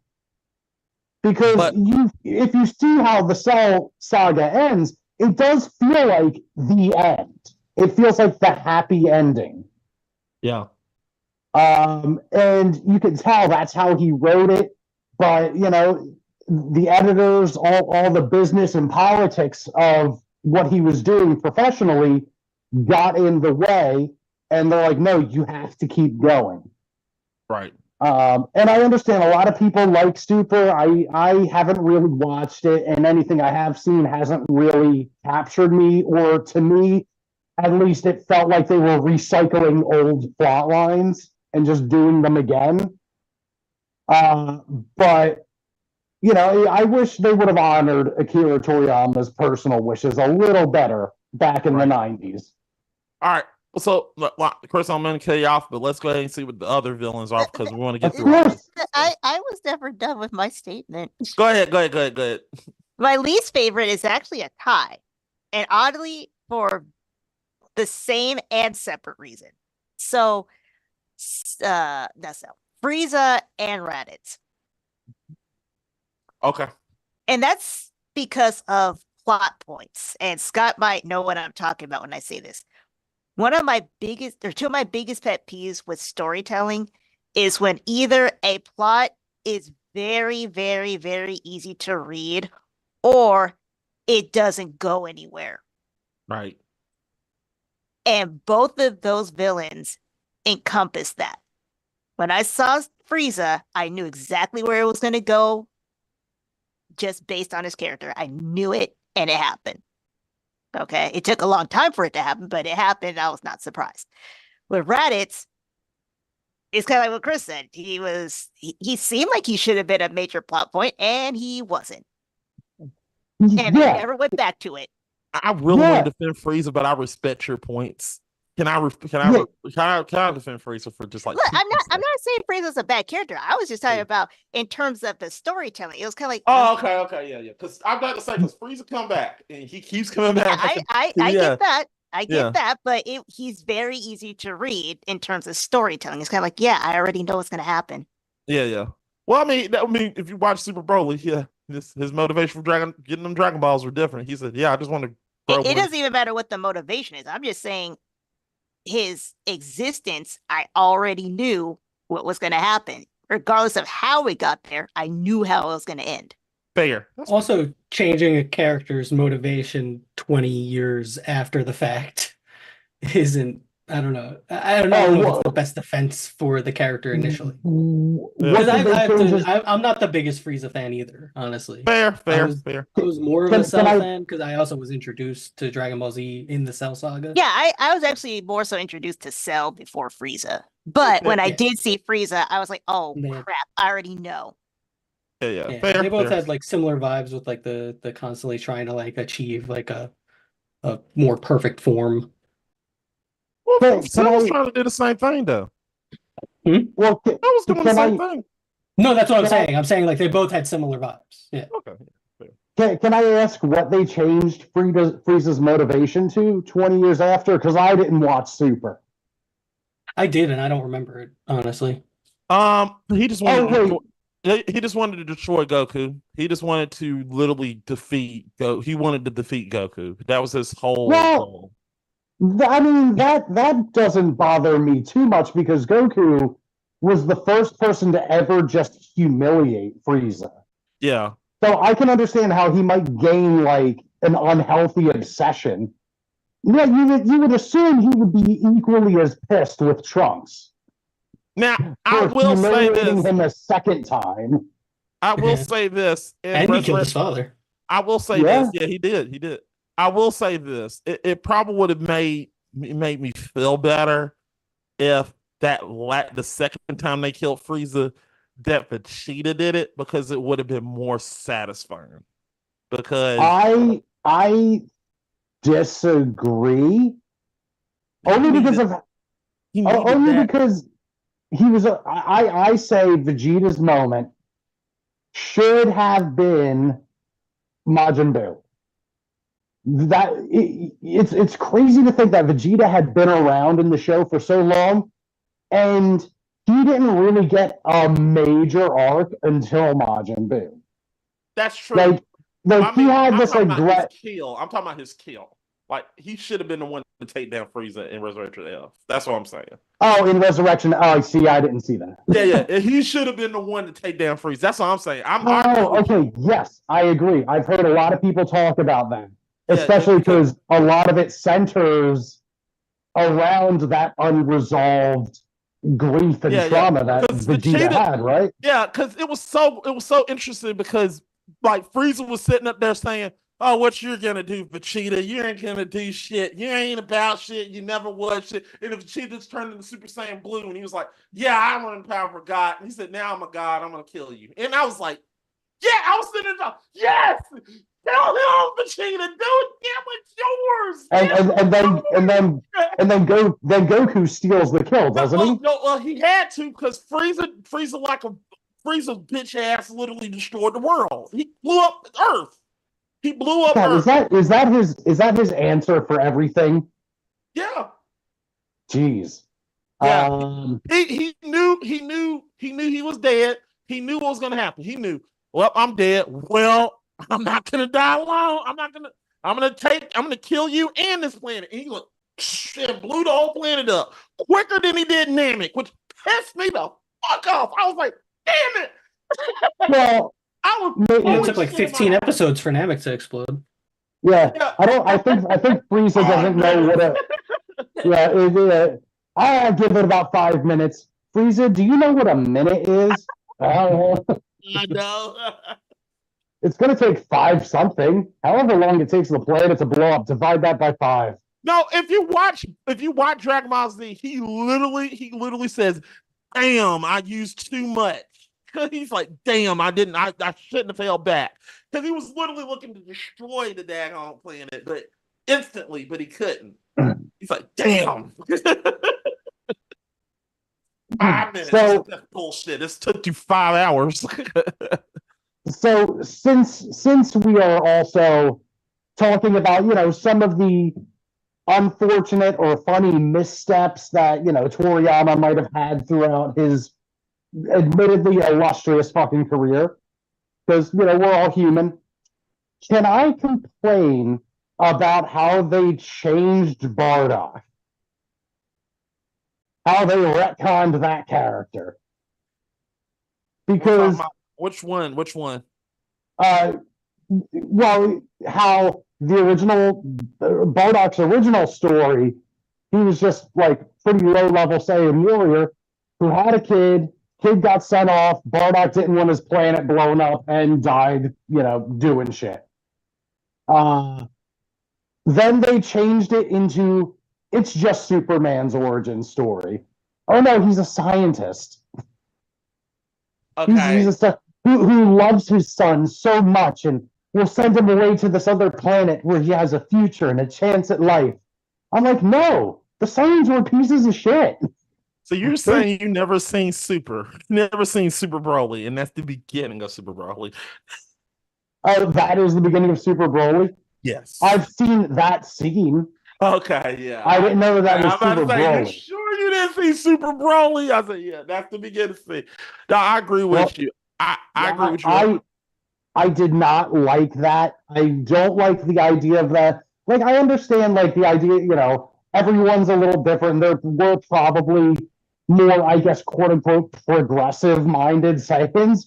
But the Saiyans, by and large, were, like, they were basically cavemen meet Vikings. You want to know why they changed that? Watch the Bardock story, and then you'll see why they changed that. It was so completely stupid. I know, like they made 2 Bardock movies, didn't they? Yeah, they did. One that and the second one, he gets fucking teleported to the past. He wanders to the past and faces Frieza's ancestor, and becomes the actual legendary Super Saiyan. That he's the Super Saiyan that all Super Saiyans were based off of. Yeah. There's a reason. I know you're complaining, Chris. I'm just saying that's stupid as hell too. That's fucking stupid. The other one, like I remember watching Bardock's story, and I was like, so let me get this straight. Bardock destroys an alien, takes over the planet, gets snapped by the alien, and now he knows he can tell the future. See the future. I can see the future. I gotta stop you destroying the planet. In the future, we are destroying your planet. I'm gonna kill you. Okay, I don't care too much that, like, he might have premonitions in his thing. Like, fine, I don't give a shit about that. I don't like the execution of it. Like, they could have done something really cool with it. They could have done something cool with it, but they didn't. Every Dragon Ball fan has a problem with that because everybody don't like Minus. Minus is a thing that they made that was just not good, and they don't like it. And Minus is something that they did, and nobody likes Minus. That was it was not the best of their work, and they hate it. So they were afraid of that. I get it. I wasn't a fan of Minus. I wasn't a fan of what they did. I didn't like it. But I will say this, compared to the other shit they did, I just shrugged it off, and I was like, I don't care. That other shit was stupid. Like him seeing the future and him literally like that was just dumb. I'm sorry. It was dumb. Like, I think what Super Broly does with the Goku's origin story actually, and that second Bardock special, I think they actually diminish Goku's achievements. Fair. Because I think for me, it's a lot more compelling and a lot more like awe-inspiring to just think that he was he was just some random Saiyan. Yeah, he was just who some random ended Saiyan up that went to an Earth. Yeah, yeah. yeah, who just so happened to let's not sugarcoat it, so happened to get brain damage and ended up becoming, the hero of the universe. Yeah. Especially given that his lineage is that of like brutal, savage, like conquerors. That he bucked the trend of his heritage, that he bucked the trend of his quote unquote race, like, and the idea that he had come from, he was the offspring of like low level like grunts who ended up not only to avenge his entire species but save the universe multiple times, including from the afterlife. Fair. So I think once you give him like the Superman origin story and his father was actually the first Super Saiyan because he went into the past or something, then it's like, oh, now you're giving him this kind of chosen one narrative almost. My son. Yeah. My son, who was created on the world. My son, I Yeah. will give you these souls. I will give it to you. You are from the planet Krypton. Yeah, it's like How is that? How's Branda? How's my Branda? it's Not great. It's not great. Here's the thing. It's not great, and not for the reason that you think. You actually didn't ramble and mumble enough for it. Oh, okay, Normally okay. you go off on your tangents, and that's more Brando-esque. This, you are pronouncing your words. You've got to talk like you've got something stuck in your mouth. Okay, fine then. Mhm. I give you my son from the planet Krypton. He's coming. Brando just. I mean, Losing it, man. Yeah, but it's closer. All right, so let's get back on task. Oh my So, God, Now, my cat when do just we took talk a about shit Dragon and Ball it Evolution? stinks. never. Uh, Come on. you know what? Okay, let's I go mean, ahead. Let's No, let- no, That was the no. one. That was the one time my husband was like, "I paid money for this, and I asked for my money back." Hold on. We gotta Bring put him this into perspective, though. He had nothing to do with that. Yeah, Toriyama didn't have anything to do with evolution. He openly disliked it.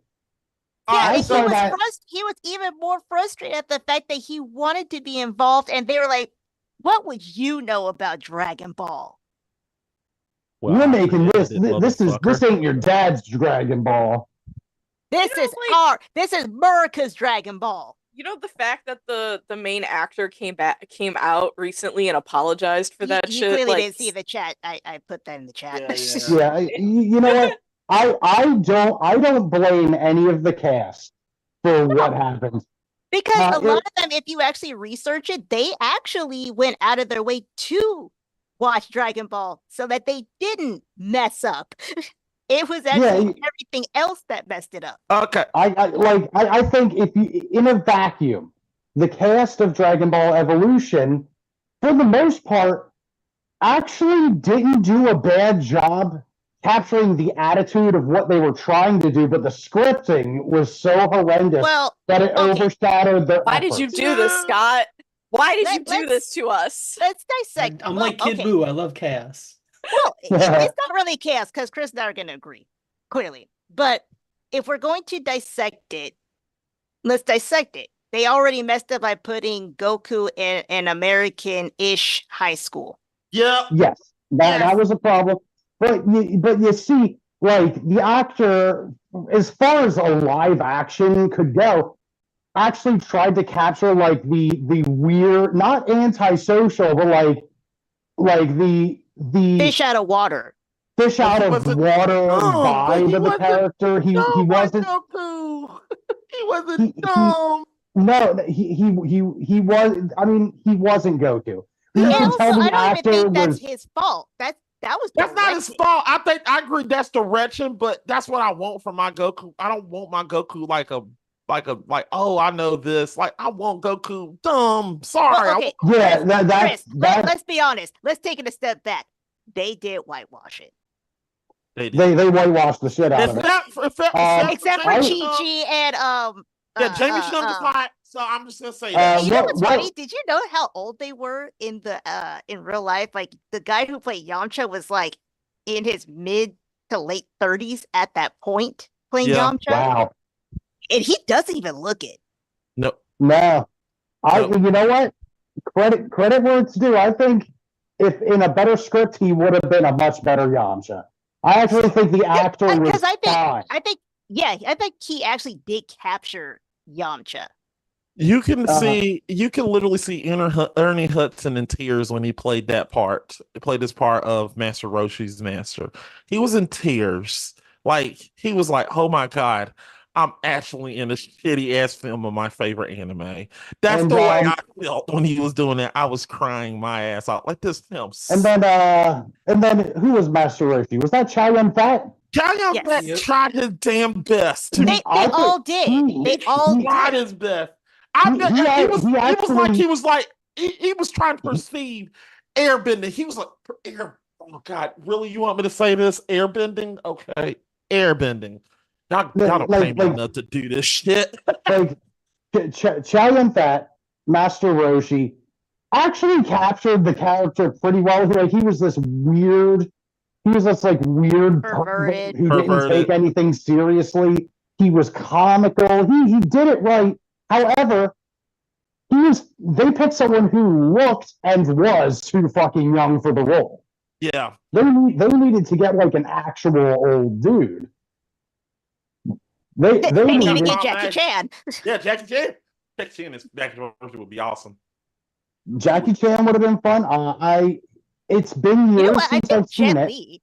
Jet Li probably would have done it. Yeah, Jet Li wouldn't be goofy. Can he play? He's not goofy enough. Yeah. He's not Yeah. goofy, but for some reason, I would like to see that version of Roshi. Where Yeah, it's Jackie like Chan would perverted do without it. being- Yeah, I think Jackie Chan would have been better because he knows how to be goofy. He could do it. He could literally act that way. Because if you've seen this film, it's like he could act goofy. I mean, you've seen Rush Hour. Well, dude, Well, that's his you know whole what? shtick. He's a martial artist who is goofy. That's his whole thing. Yeah. Yeah, he's like the Charlie Chaplin of martial arts movies. Even when he plays serious roles, it's like, okay, I can't even take this seriously. Yeah. You know what? You know who could do Roshi? Who I think could do it? Oh shit! You know what? Let's give fucking Kihei Kwan another shot, a shot at this one. He can do Goofy. I don't know if he could do perverted. I think it's the same he's problem as too Chow young. Yun-Fat, though. I think he's too young still. Yeah. You think if you put a beard on him? I mean, you can make him up to look older, but I mean, what about James Hong? James Hong He could was be in good. Oh yeah, Okay. and everything overall. He would be great. Yeah, he would be that's great. he's another Yeah. one who's on the goofy side. Dude, but Yeah, here's holy shit, that would you be know, awesome. if I was like wanting to see something and I want to see him, I just want to see him. I don't want to see him actually play it, but I want to see a test video of him doing it. Keanu Reeves. I knew you were gonna say that. Huh? Who the fuck would As Keanu Master Reeves play? Roshi? No. It's a test. Just a test. I don't know. I don't I want don't to even play think Keanu Reeves would do that. Just a Keanu test. Reeves would walk on screen and be like, I am Master Roshi. That's Come really here. weird. Let me casting. touch Funny you. to watch. I could see him more as Goku because he'd like have that like Ted energy or Bill energy, whatever you. Would love to see that. I'd like to see someone with a little more range take on these characters. You I know, don't if think you you need a lot of range to take on Goku. yeah, but I don't think Keanu Reeves is dumb enough. Like he can't do dumb. Did you see Bill and Ted? Ted. That was his The whole original persona is back in the Totally day. dumb. Well, yeah, but I don't think he's that guy anymore. He was in Bill and Ted 3 like 2 years Yeah, ago. they did that like I wasn't buying him in it though. I wasn't buying him. He was so funny in Now, that. what's his name? Sam Winters. What was his name? Alex Winters. Alex Winters. Alex Winters. Yeah. Yeah, Yeah, I yeah, thought yeah. he was fucking phenomenal. he was phenomenal in that. He fell right back into it. I think Keanu Reeves like did his best by Trill. I think Keanu Reeves did his best, but it's like I felt like there was a disconnect there. Yeah. Where it's like it felt like Keanu Reeves acting like Ted. It didn't feel like he was Ted. Yeah, I disagree.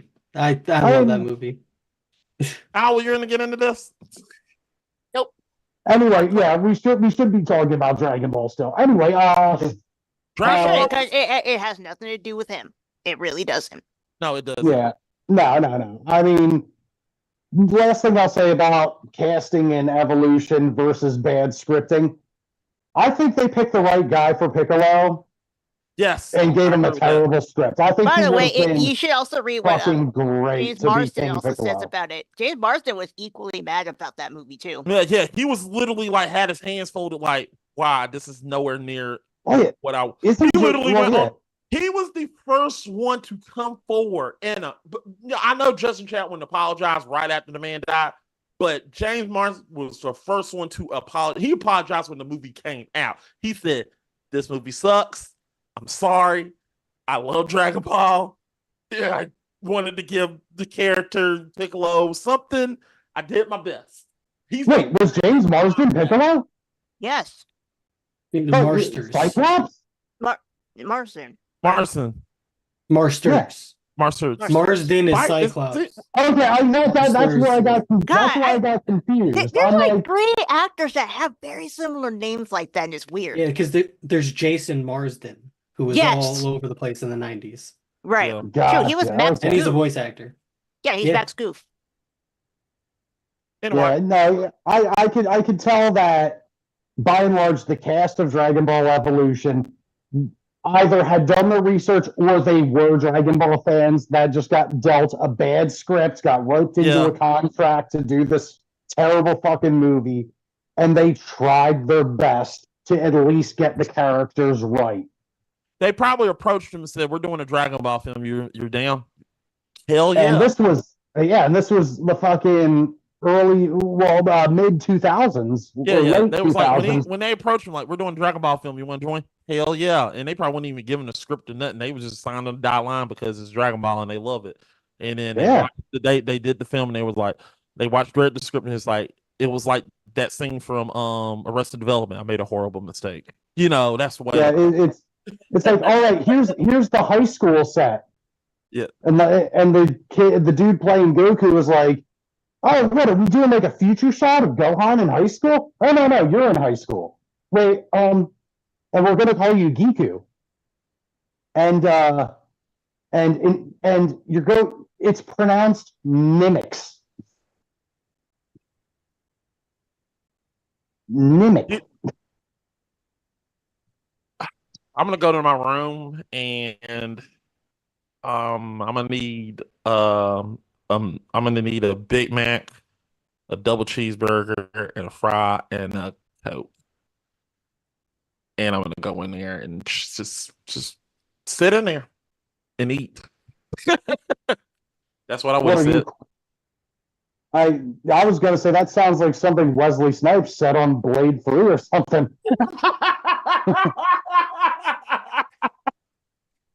He said, "I'm just gonna sit in this trailer and eat the whole time." Yeah, damn it, it's gonna be one of them. I might as well get my meal. Yeah. But I guess getting back on track, like, for all the nitpicks, all the bests and worsts, and some of the mudslinging and shit talking, what it comes down to is Akira Toriyama created something, and not just Dragon Ball. I know we talked almost exclusively about Dragon Ball, but his work designing characters for Chrono Trigger, Dr. Slump, and of course Dragon Ball, Dragon Ball Z, Dragon Ball Super, and the borrowed characters and plot lines for GT. The man had a profound influence on anime and manga. It's the kind of thing like for people, especially younger people, if you like shonen anime, guess what? You like Dragon Ball. Yeah. shonen anime, all those Naruto, One Piece, all that shit, you can trace it back to Dragon Ball. Something that was created as basically a comedy manga with some adventure, an adventure comedy with some action that eventually became more action oriented when Z came around. That really reshaped the landscape. Right. And Akira Toriyama, there people like him are rare, and artists like him, writers like him, should be celebrated. And I think the world of entertainment, the world of manga, the world of anime it's suffered a loss losing him. Right. So, but before we go, we got to talk about two more things. There was something I want to add to that. Go ahead. I do agree with Chris 100%. But if we are going to talk about a property that he was somehow a part of that I really wish he wasn't, I hate Jump Force. Jump Force was a stupid game, and I'm so sad that he had anything to do with that one. Never played it. Don't. Never played it. Honestly, the only way you can at this point is by yourself. Because you can I think you can play it online, but you can't do like anything online like with other people. Well, I mean, he was a human being. No one's perfect. Everyone has their missteps. Yes, that was definitely one of them. And I can't even blame him 100%. I'm just sad that he was a part of that one. Toriyama had Jump Force. Metallica had Saint Anger. No one's perfect. No one perfect. All right, so before we go, let's go ahead and talk about two more things. One of those things we're going to talk about the transformations.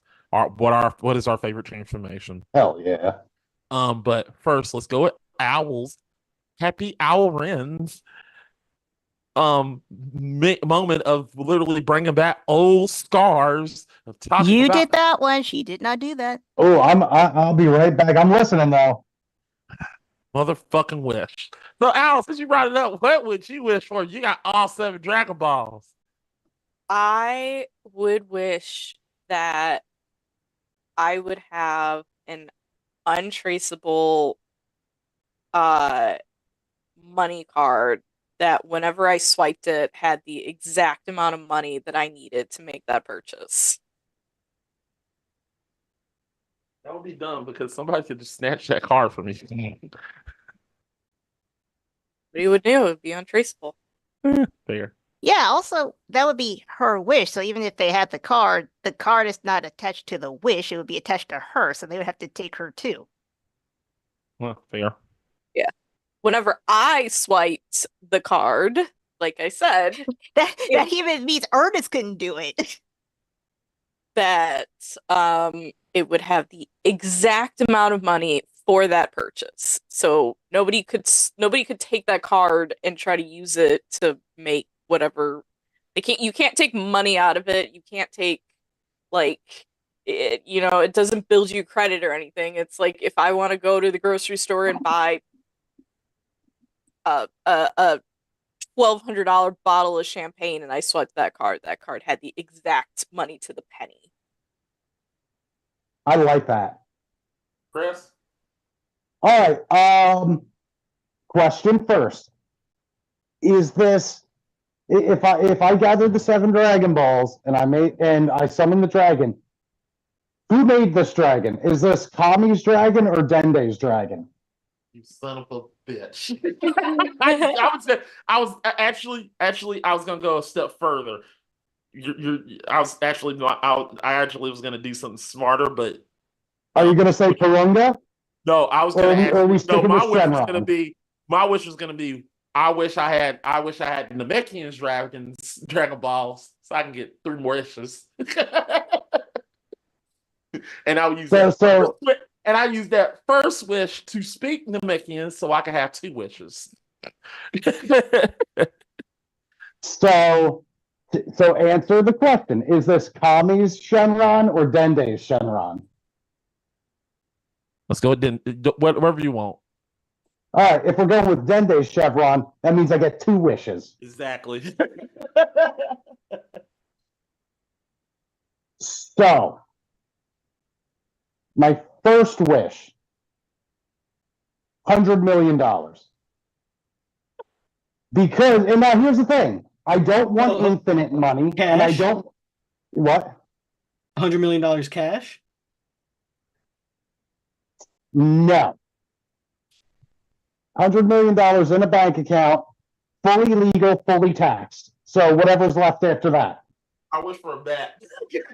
So, and I don't want infinite money because that would ruin the economy. Yeah, it would. And I still want to be able to be humbled. Actually, I'm going to take that back. No, my first wish has nothing to do with money. I want to. My first wish would to stay in peak physical condition for the rest of my life. Because let me tell you, surgery ain't fun. Back issues ain't fun. Trying to lose weight ain't fun. And if I could basically just have super soldier serum, I could do so much with my life. My second Why don't you wish. just wish for Senzu beans? Yeah, exactly. Oh, that would fix everything. God damn it. You know what? Come back to me, because now I got to think about these wishes. I'll go ahead and go. I'll just get my stupid shit out the way. All right. So, I'm gonna get Dende's wish. I'm gonna get Dende's balls. My shut up. Shut up. Jokes on you. They don't. Namekians don't have those. Well, I mean, bro, Bridge Dende, I don't know if he'll like that or not. Anyway, I'm gonna go with his version of the dragon. My first wish would be to give everybody in the world $20,000 because everybody deserves happiness, a piece of happiness. Don't want to give them too much. Just give everybody in the world $20,000. Objection. What? Why do you think everybody who gets $20,000 would be happy? Well, they deserve some. Well, if you whatever people in the world. So I don't know. I don't feel like everybody. It's just I could have said 1 million, but I'm just giving it to a limit. 20,000. But no, what I'm getting at is Daniel-san, is what if money doesn't make somebody happy? That's exactly right. And I know money doesn't make nobody happy, but it will make somebody happy in the world. But my next wish will make pretty much everybody happy in the world. Find a fucking cure for cancer. Those are my two. With that one. Should have led with that one. Yep. That's the one thing I would wish for. Two things that one would maybe make some of the world happy, but I know the other one will make the whole world happy. So there we go. 2 wishes. What? You thought I was gonna do something stupid? Like, oh, that 20,000 is stupid. Fuck you. I was trying to help you out of that one because you just wasted a wish. Well, at least would you say another $20,000? I'm not going to, just because I would be happy with 20,000 doesn't mean I would be happy with 20,000. Okay, fine. I would be happy with 20,000. No, I'm saying.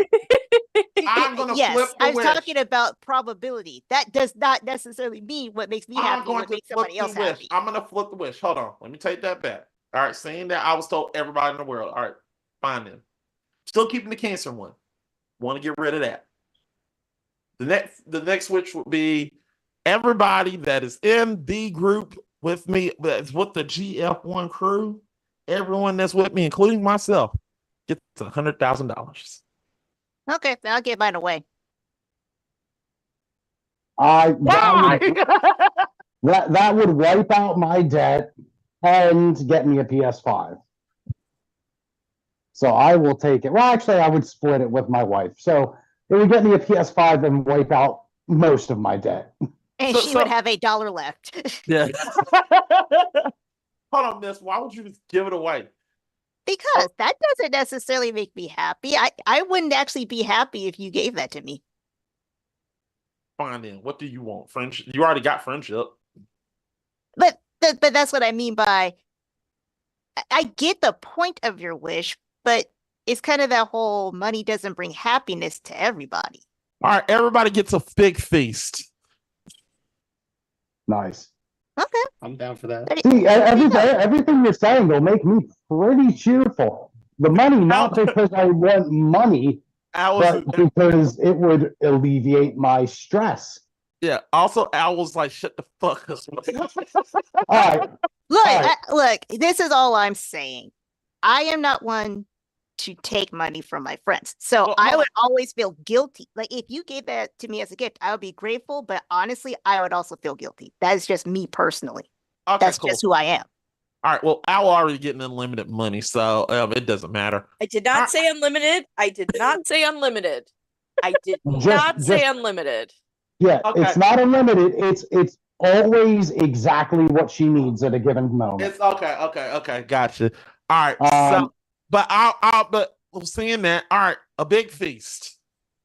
All right, I'll take that. And you know what? I will wish my first wish, 10-inch fat cock. Well, I've already seen it. You're almost there. No, you haven't.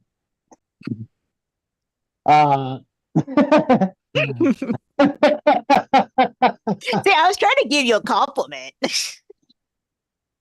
Yeah, I'm wearing the same shorts.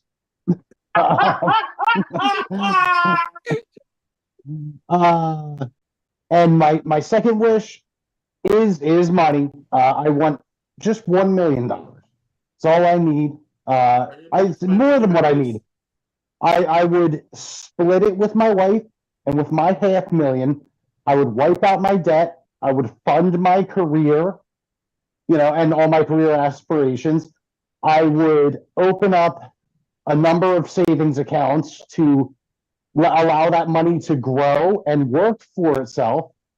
And with whatever I can spare that's not going towards career and just building passive income, I would take care of my family. Good. And take care of my friends. Like I got a friend who bought property a couple hours away from where we live. He wants to build on the property and build a home. I would fund that for him. Shit like that. I want to take care of the people I love. And unfortunately, in the world we live in, money is usually how we take care of the people we love. That is true. So, hell yeah. That is true. But definitely first wish, 10-inch cock.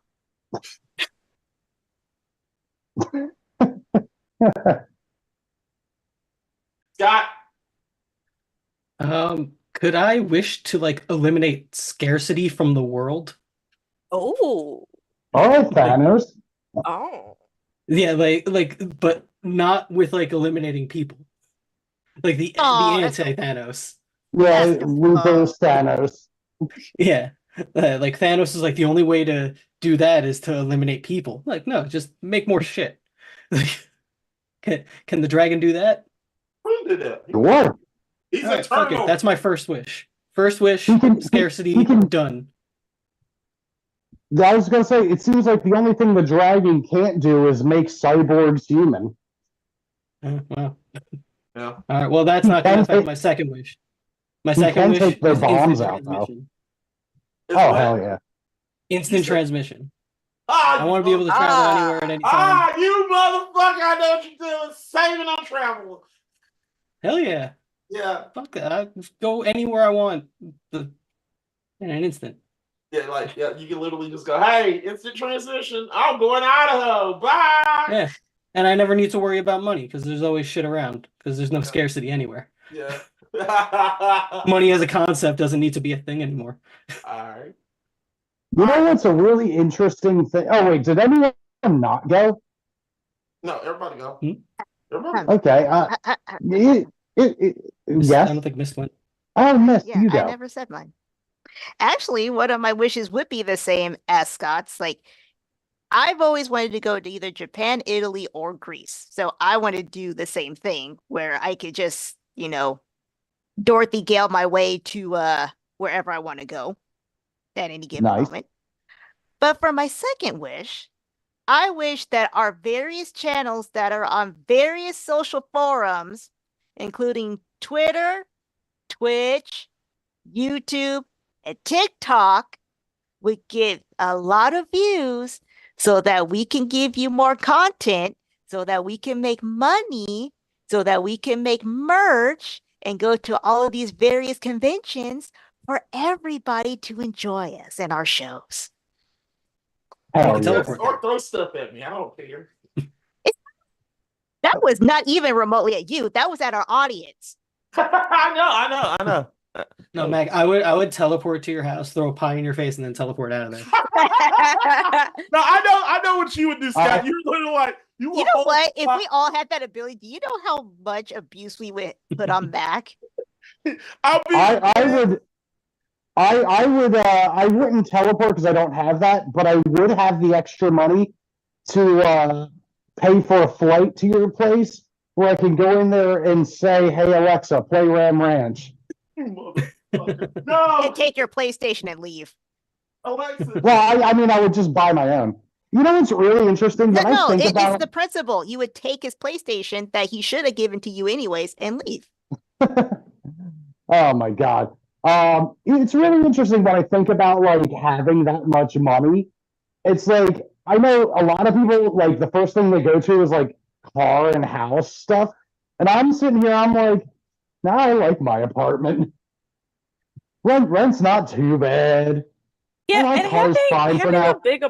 having a big house or having a big apartment is just like it's so much work. Like you have to spend so much money cleaning it and upkeeping it and Like filling it with I shit. I could see getting another apartment in this complex because I like the layout here. Like get a 2-bedroom instead of a 1. That would be kind of cool. So Ooh, that that means I could just transmute myself to your place. sure. Um, I like have a room for all my music stuff. Most of my money would go towards like music shit and audio video stuff. Like I'm fine in this apartment. If I had $1 million, I wouldn't move. So what you're saying is, Scott, you would instant transmission. I feel like Scott would instant transmission to my house. Literally wait until I wake up and then throw the pie in my face and instant transmission back. I don't think you would wait till you wake up. I think you just No. fucking throw. Yeah, it would be Yeah. like whenever he felt like it. Yeah, this is my time. And Owl, I know for a fact Owl will literally dump water on me. We have to coordinate though, so you don't like wash away all the pie. Also, that wasn't her wish, that was mine, and I would do a whole lot worse. And you know what? I would financially support your endeavors. Like, don't worry about how much the pie is. I got it. All right. Oh my God, they're an asshole. Okay. Most likely, I would probably do something and then rob you and then leave. He's like, thanks for the dollar, bitch. You know, I wouldn't like take shit or like do shit to Mac. I would just leave shit like that was just mildly inconvenient for him, like a gigantic inflatable raft or something, or just like glitter. Like something that shouldn't be there. That's just like Just- too big for the just- room. Mildly inconvenient that he'll just it's like You he has to take remember? like you all of my remember- dirty dishes. I would just leave Oh, all my okay. dirty dishes in there. I would see whatever remote he has for his TV and leave like 4 more.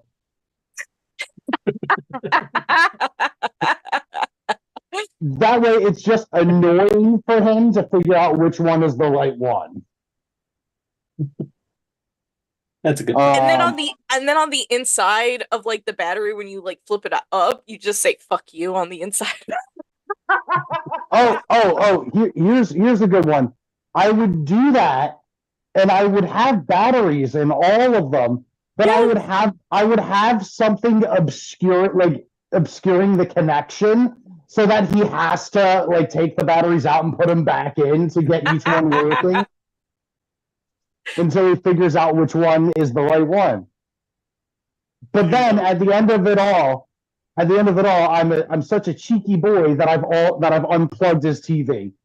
I would leave like 6 puppies in his I will find you if you do that. Well, I based on will your wishes, you would have to really look for us I because we will will probably find your- just disappear into the world. How if you leave me puppies, I will find you. I would just because you're too nice of a guy to like just Get like, rid of them. throw them out of his house. He would be like, I have to find homes for these. Ooh, And then that would he be a would, prank. and you That know, would be a he prank all would, 4 of us could do. and here's the thing, like he would fall in love with at least a few of them. Yes, and So then he'd be like, he's oh, just but this one stuck looks with just them. like Rush, and I like Rush needs a buddy, and maybe I could just like On another Yeah, dog. but Rush's buddy needs a buddy his own age to play with too. right?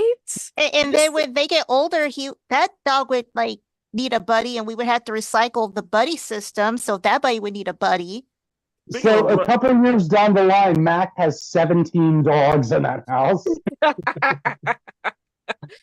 I will literally destroy you. I literally will come over here. It's like, I hate. You'll come around. It's like, it's like, I hate all of you for doing this to me. but you do know. I just want to let you guys know.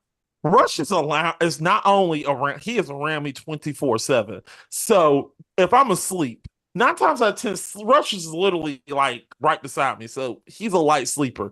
I've been in my like every time I go into my bedroom, I'm kicking my dog off of my bed because he knows the door is open and neither one of us are in here because he knows he's not allowed on the bed. And every time I get up and I go into that room, I have to kick him off our bed. Man, yeah, it's funny that you say that because with my cats, I don't kick them off of shit. Like they just have, and I'm allergic to them too. So, and so my older cat, the black one, he just sleeps on my pillow around my head. You just And know. And if I didn't have Claritin and nasal spray, I would be miserable. Like, but I'm like, nah, this is my baby boy. I tell him to come up on the bed. He walks around the apartment. He sings the song of his people, and I'm like, come in here, baby boy. And he comes trotting in. He gets up and he puts his head against mine and sleeps. And I'm like, I am so allergic to this fucking cat. But I love him with my entire soul, and he is my twin flame. In other words, the way we're going to end this show is Akira Toriyama was a great man who made great creations, and he will be missed especially by the manga and anime world, but by the world. And animals are great. Love your animals. And if you don't, send them to Mac. Yeah, pretty much. Yeah, wouldn't it have been nice if we had actually ended the show with my like heartfelt talk about I would like to say Toriyama? that if you do that, Y'all can quit that later. I would like to say if you were to do that, it would be not a great idea because we will have to find those dogs homes, and they will find a home, but they will not be in my apartment because there is only one dog in this house, and he is not having no more siblings in this house because he's the kingdom, because he thinks he's the prince of, well, actually, he's not the king. He's the prince of this house, and that is Rushpool. So I just want to let you know that. There we go. Well, here's the thing. If they send their animals to you and do the proper paperwork, that would no longer be their problem, and that'll be your problem. And if you don't follow by the rules, you will go to prison. Damn it. Why the fuck don't send your dogs or pets in here? Because I'm not a pet shelter. This is what happens when you play a lot of Phoenix Wright. Well, Objection. Objection. I didn't sign up for this. You don't have to. That's why we're doing it for you. We're your friends. We love you. Okay, fine. I didn't sign up for this. You don't have to. We're doing it for you. It is our collective wish. Hold on, I gotta do the whole thing in my head like he did at the end of in Dual Destinies. What do I do? I'm gonna sue. That's what I'm gonna do. Yourself or who you gonna sue? I'm gonna sue anybody who sends a daggone tip my way. Don't do that. That's what I do. That's what I do. So you're gonna alienate all of the people who care about you, who went out of their way to subscribe to our various social media for our sake and especially your sake. You're gonna spit in their face and tell them their animals aren't good enough for you. And then Sarah McLachlan's gonna sing a song about angels and have you in black and white. Miss, can you Miss, kiss my ass right there with that bullshit? I'm just saying we've gotten way off topic. Oh yeah, I was trying to get back on. Hey, I was actually trying to end the show. I really was when I said No, we real yeah, but we gotta talk about the last thing. And let's do it quick. Best transformation. More to talk about? Yeah, this is the last part. that. This is the last part. Transformation. Best transformation. All of them. Really? What specific transformation you liked? Not going into detail, but what's the best one?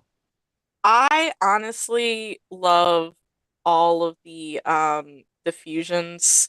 I know it was a goofy thing, but like the build up to it where they were like, we've tried and tried, we gotta be perfect, and if we step like if our finger is just slightly down or slightly up, it does. Yes, all of them. All fusions. Okay, that's fair. Scott, you got one?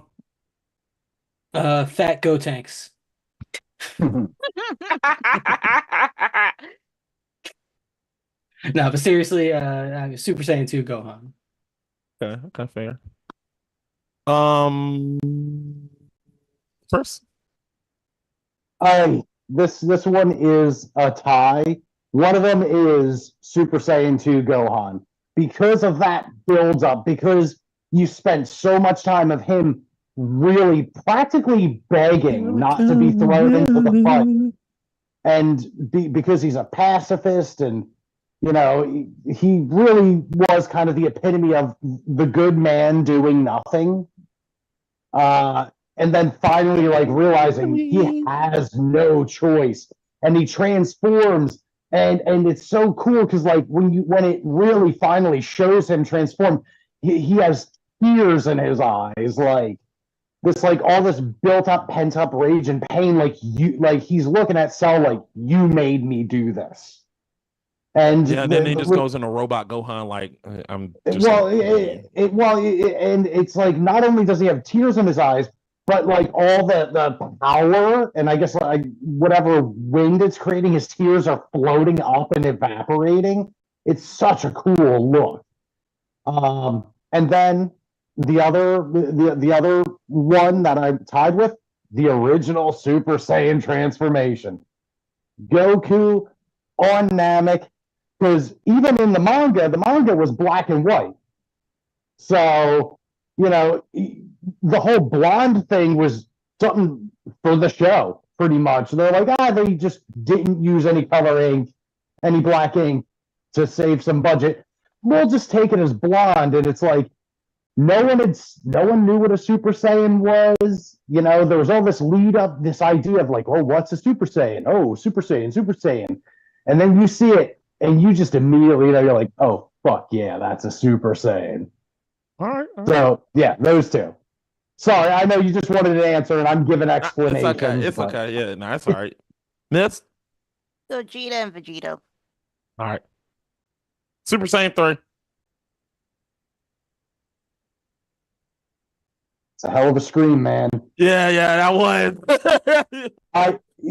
God, what's the voice actor's name? The American voice actor. Sean Schemmel. Yeah, and he's the one who's pretty much been doing it since Funimation, right? Yeah. Um, he's got pipes on him. Yeah. And two, he has this awesome thing when he really goes for it, like his voice kind of cracks at the end of it. His Yeah. voice breaks. And it's just like you need that. You need the voice breaking to just show like he's blown out his vocal cords. This is full release, full power.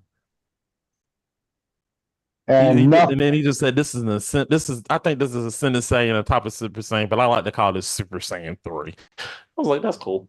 But yeah, actually, it's called a Super D-Duper Saiyan. I will be a Super D Super Saiyan. All right, Bean. guys. All right, let's go ahead okay. and let's end this because we are now going in 2 hours and 30. So plugs. Scott, No, it's all natural here. Plugs. Scott. Oh, plugs. me? Sorry. Yeah. My bad. You cut out for a second. That's okay. Find me on Digital Beatdown, and you said we're bringing back Is It Rotten and Yes, Film we Talk. are. We were trying to do at some point. Yeah, yes, we are. We're gonna bring them back. Yes, and rest in peace, Akira Toriyama. Yep. Chris, what you got for me? Destroy Destroyer. You can find Destroy Destroyer on Spotify, Apple Music, Amazon Music, YouTube, and anywhere where you stream music. The YouTube channel, youtube.com/@Destroy Destroyer. I believe it's just one word, no underscore, no nothing. We got a couple music videos. I have guitar demos,